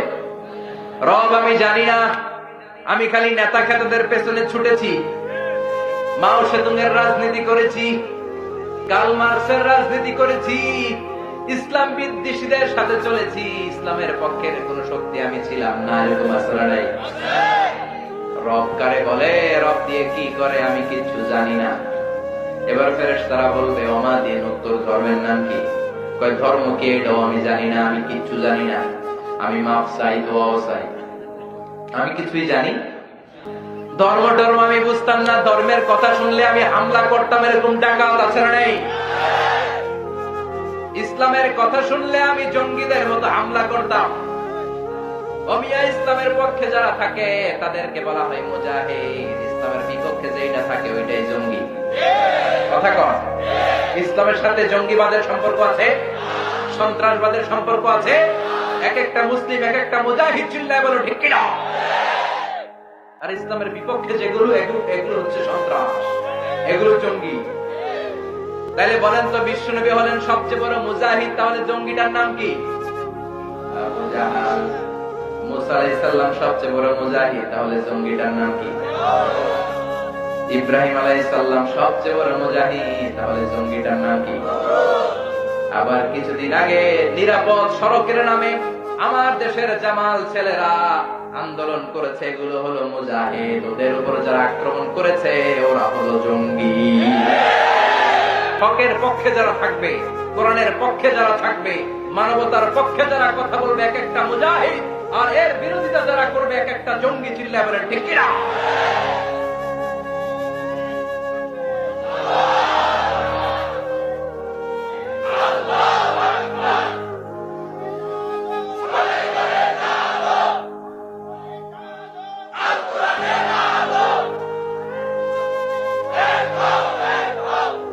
দ্বিতীয় প্রশ্ন করা হবে, অমাদির উত্তর ধর্মের নাম কি? কয় জানি না। ধর্ম দেখলে আমি হিংস্র জানোয়ারের মতো ছাপিয়ে পড়তাম। আরেকটা বাকি, এরপরে আঙ্গুর খেলা শুরু। 3 নম্বর প্রশ্ন, ওমান হাদার রাজুল, এই লোকটাকে চিনো কিনা বলো। এই লোকটারে চেনা যায়নি। কয় চিনি না, তবে এই লোকটার বিরুদ্ধে আমি ব্লগে লিখতাম। আছে না নাই? এই লোকটার বিরুদ্ধে আমি স্লোগান দিতাম। এই লোকটার সুন্নাহর বিরুদ্ধে আমি জনসমর্থন করতাম। ফেরেশতারা বলবে, লা দারাইতা ওয়ালা তালাইতা, কিছু পারলি না কুলাঙ্গার, টাকা। ফায়ুতরাবু বিমাতারিক মিন হাদিদ, লোহার বড় একটা হ্যামার থাকবে, একটা হ্যামারের বাড়িতে মাথাটা চূর্ণ বিচূর্ণ করে দেয়া হবে। ও চিৎকার শুরু করবে, ওর চিৎকারের আওয়াজে পুরো কবরস্থান থারথার করে সেদিন কাঁপবে। জিন আর মানুষ ছাড়া সবাই দেখে, আমরা দেখি না। এজন্য মাঝে মাঝে কবরস্থানে গরু বেঁধে রাখলে রশি ছিঁড়া গরু দেয় দৌড়। কথা কোন ঠিক কিনা? হাতুড়ি দিয়ে পিটানো শুরু হবে। ইকালু লিল আরদি, জমিনকে বলা হবে ইলতামি, চাপ দে। ফাতাখতালিফু আদলাউহু, ডান পাশের পাজর বাম দিকে চলে যাবে, বাম দিকের পাজর ডান দিকে চলে যাবে। ওর চিৎকারে পুরো কবরস্থান আবার থারথার করে কাঁপবে। কিয়ামত আসার আগ পর্যন্ত ওইদিকে ওই মুমিন বান্দা ইসরাফিলের সিংহার আগ পর্যন্ত আনন্দের ঘুম দিবে। আর বেয়াদব মুনাফিক ইসলাম বিরোধী নাস্তিক ইসরাফিলের সিংহার আগ পর্যন্ত এরকম পানিশমেন্ট আর শাস্তি খেতে থাকবে। চিল্লায় এখন ঠিক কিনা? এজন্য বিশ্বনবী বলতেন, আল্লাহুম্মা ইন্না নাউযু বিকা মিন আযাবিল কবর, ও আল্লাহ কবরের আযাব থেকে আপনি আমাদের বাঁচান। এজন্য আল্লাহ বললেন, আলহাকুমুত তাকাসুরু হাত্তা যুরতুমুল মাকাবির, তোমাদের দুনিয়ার গাফলতি কমবে না যতক্ষণ না তোমরা কবরের বাড়িতে না ঢুকো। ঠিক কি না? কবরে ঢোকার আগ পর্যন্ত আমাদের টনক নড়বে। কথা কর। এজন্য কবর জিয়ারতের দরকার আছে না নাই? কবর জিয়ারত করা সুন্নাহ। নাহাইতুকুম আন জিয়ারাতিল কুবুর আলআনা ফাজুরুহা ফাইন্নাহা তুযাক্কিরুল আখিরা। বিশ্বনবী বলেন, আমি একসময় কবর জিয়ারত করতে নিষেধ করতাম, কিন্তু এখন অর্ডার করছি কবর জিয়ারত করব। কেননা কবর জিয়ারত করলে আখিরাতের কথা স্মরণ হয়। ঠিক কিনা?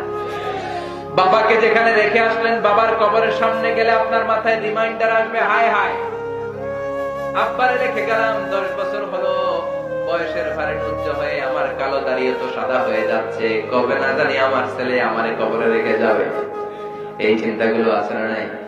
এজন্য কবর জিয়ারত করবেন, কিন্তু কবর জিয়ারতের নামে কবরে যে কিছু চাওয়া যাবে নাকি?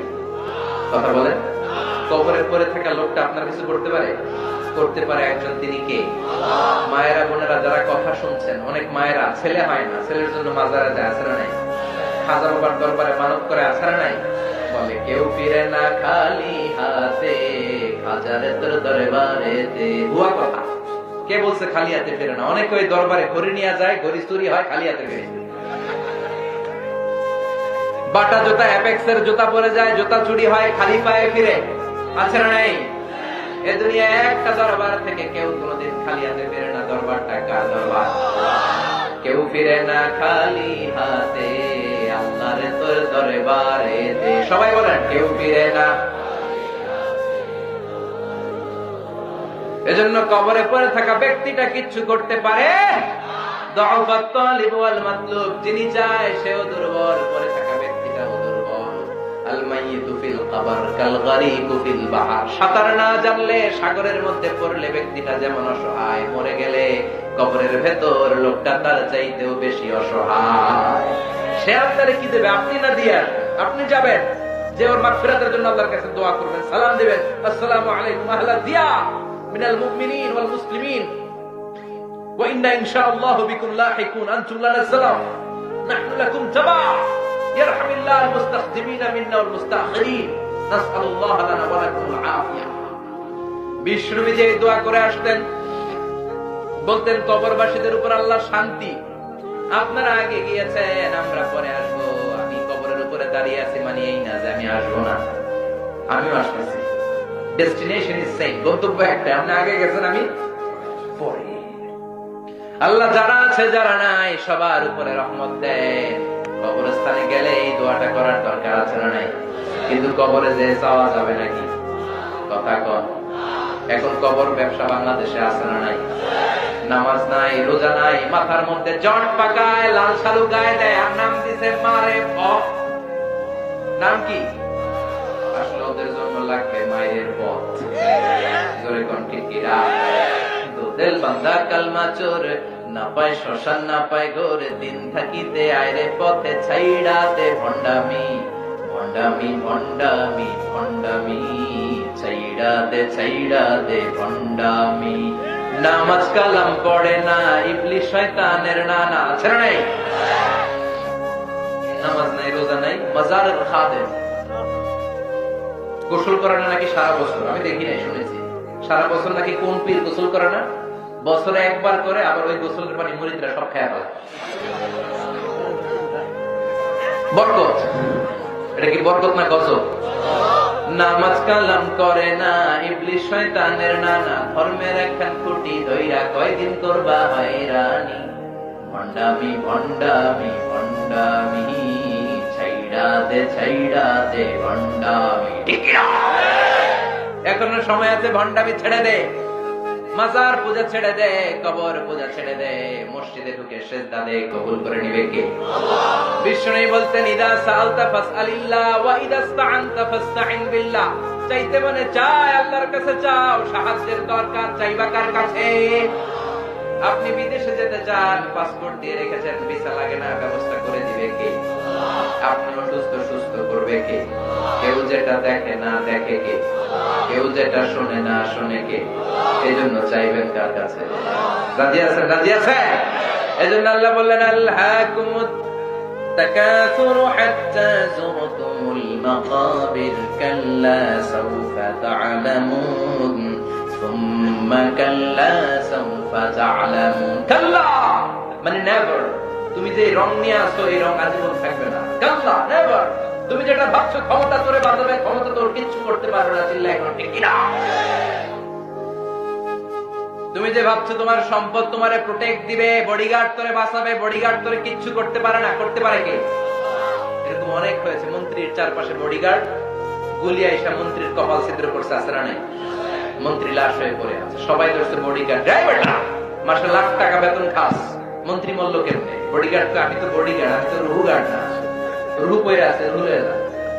আছে না নাই? কথা বলে। এজন্য আল্লাহ বললেন, কাল্লা, কখনো না, কখনো নয়। এই দিন না, আরো দিন আছে। কাল্লা, খবরদার, যেটা ভাবছো এটা না, হিসাব অনেক আছে। সাউফা তা'লামুন, সময় হলে টের পাবি। সুবহানাল্লাহ।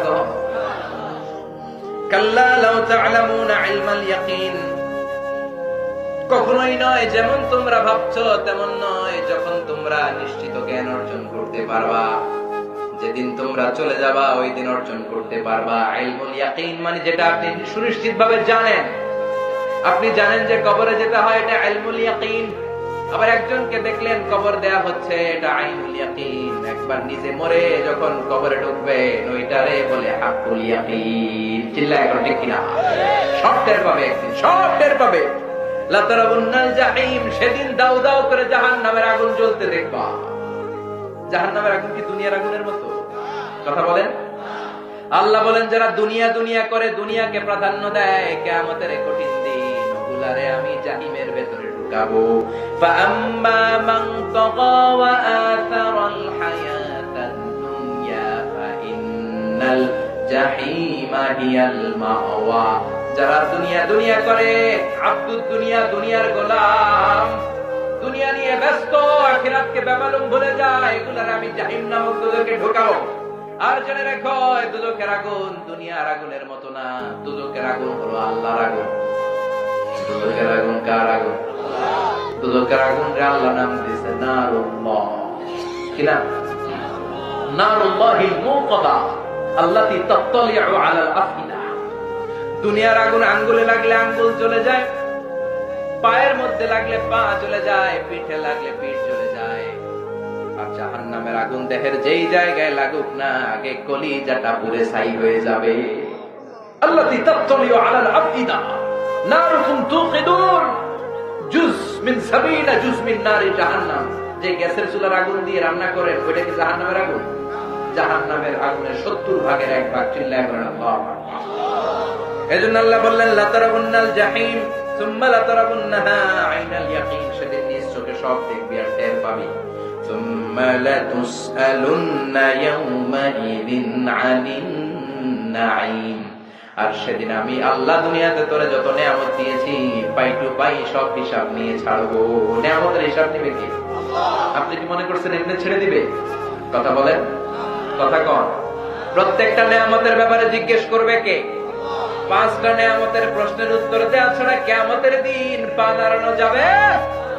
আন হায়াতিহি ফিমা, আপনার জীবনটা কোন কাজে লাগিয়েছ?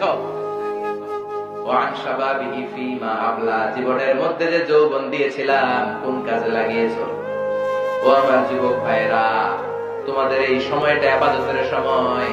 কিয়ামতের কঠিন ময়দানে 7 শ্রেণীর ব্যক্তিকে রব্বুল আলামিন আরশের নিচে ছায়া দিবেন। এর মধ্যে এক শ্রেণীর হলো শাবুন নাশা ফি ইবাদাতিল্লাহ, এমন যুবক যারা আল্লাহর ইবাদতে চোখের পানি ছাড়ে। এমন যুবক যারা হিন্দি সিনেমা দেখে না, পর্নোগ্রাফি দেখে না, ইন্ডিয়ান নায়িকাদের কোমর দুলানো ডান্স তারা দেখে না। তাদের অন্তরে ভয় কার? আর জোরে কার? যাদের হৃদয়ে আছে আল্লাহর ভয়, তারা কবু পথ ভুলে যায় না। আল্লাহর প্রেম ছাড়া এই দুনিয়ায় কারো কাছে কোনো কিছু চায় না। রাতের আধারে যারা সেজদাতে রয়, দু চোখের শ্রুতে নদী যেন বয়। রাতের আধারে যারা সেজদাতে রয়, দু চোখের শ্রুতে নদী যেন বয়। ছলনার হাতছানি যতই ডাকু, ছলনার হাতছানি যতই ডাকু, পেছনে ফিরেও সে তাকায় না। যাদের হৃদয়ে আছে আল্লাহর ভয়, তারা কবু পথ ভুলে যায় না। আল্লাহর প্রেম ছাড়া এই দুনিয়ায় কারো কাছে কোনো কিছু চায় না। ঠিক কিনা? এজন্য যুবক ভাইরা, তোমাদের হৃদয়ে থাকবে আল্লাহর ভয়। রাত্রিবেলা জায়নামাজে কান্নার ঝড় তুলতে হবে, তাহলে কিয়ামতের দিন আরশের নিচে তোমাদেরকে ছায়া দিবে কে? এজন্য আল্লাহর নিয়ামতের শুকরিয়ার দরকার আছে না নাই? কবরের ভয় অন্তরে থাকার দরকার আছে না নাই? আর সব সময় আমরা প্রশংসা করব কার? দুনিয়ার জন্য পাগল না হয়ে আখিরাতের সামান করার দরকার আছে না নাই? এজন্য এই সূরা কেন্দ্রীয় সাবজেক্ট ম্যাটার হচ্ছে, সেন্ট্রাল থিম হচ্ছে we have to go back to our Lord. এই দুনিয়া থাকার জায়গা না, আমাদের সবাইকে একদিন চলে যেতে হবে। ঠিক কিনা? এই চিন্তাটা যদি আমাদের মাথায় থাকে, ওই লোক পাপ করতে পারে না, দুর্নীতি করতে পারে না, টেন্ডারবাজি করতে পারে না, চাঁদাবাজি করতে পারে না, খাদ্যে ভেজাল দিতে পারে না, ওজনে কম দিতে পারে না, মাছে ফরমালিন দিতে পারে না, মেয়েদের ওড়না ধরে টান দিতে পারে না, ইফটিজিং করতে পারে না, দুর্নীতি করতে পারে না, ভোট চুরি করতে পারে না। চিল্লায় বলেন ঠিক কিনা? কারণ তার অন্তরে থাকে কার ভয়? আরো জোরে বলেন কার ভয়? আল্লাহ যেন আল্লাহর ভয় আমাদের অন্তরে রেখে কবর পর্যন্ত পৌঁছার তৌফিক দেয়। আমরা পড়ি আমিন। আপনারা 2-4 জন উঠতেছেন কেন? এই যে এদিকে ডান দিকে উঠলেন কেন আপনারা? বসেন বসেন। বিশৃঙ্খলা, আই নেভার টলারেট এনি, কোন ধরনের ফাসাদ বিশৃঙ্খলা আমি পছন্দ করি না। বসেন। আপনাদের যদি কষ্ট হয় হাত তুলে বললেই হতো যে হুজুর অনেক রাত হয়েছে, আমি শেষ করে দিতাম আরো আগে। আল্লাহ আমাদের সবাইকে কথাগুলো বুঝার ও আমল করার তৌফিক দান করুক, আমরা পড়ি আমিন। যতগুলো কথা বলেছি কোরআন সুন্নাহর আলোকে বলেছি, বানিয়ে কিছু বলি না। তারপরেও আমার মনের অজান্তে কোনো মিস ইনফরমেশন যদি আমার মুখ ফসকে বেরিয়ে যায়, সেগুলো যেন আল্লাহ তাআলা আপনাদের স্মৃতিপট থেকে মুছে দেয়, আমরা পড়ি আমিন। সত্য, সুন্দর, কল্যাণকর, হকের পক্ষে যা বলেছি তার সবটুকুন আল্লাহ তাআলা প্রথমে আমাকে আমলের তৌফিক দান করুক, আপনাদেরকে আমলের তৌফিক দান করুক, আমরা পড়ি আমিন। আপনারা সবাই ভালো থাকবেন, সুস্থ থাকবেন, সুন্দর থাকবেন, কোরআনের সাথে থাকবেন। আবারও হয়তো দেখা হয়ে যাবে কোন তাফসীরুল কোরআনের ময়দানে। সুবহানাকাল্লাহুম্মা ওয়া বিহামদিকা আশহাদু আল্লা ইলাহা ইল্লা আনতা আস্তাগফিরুকা ওয়া আতুবু ইলাইক।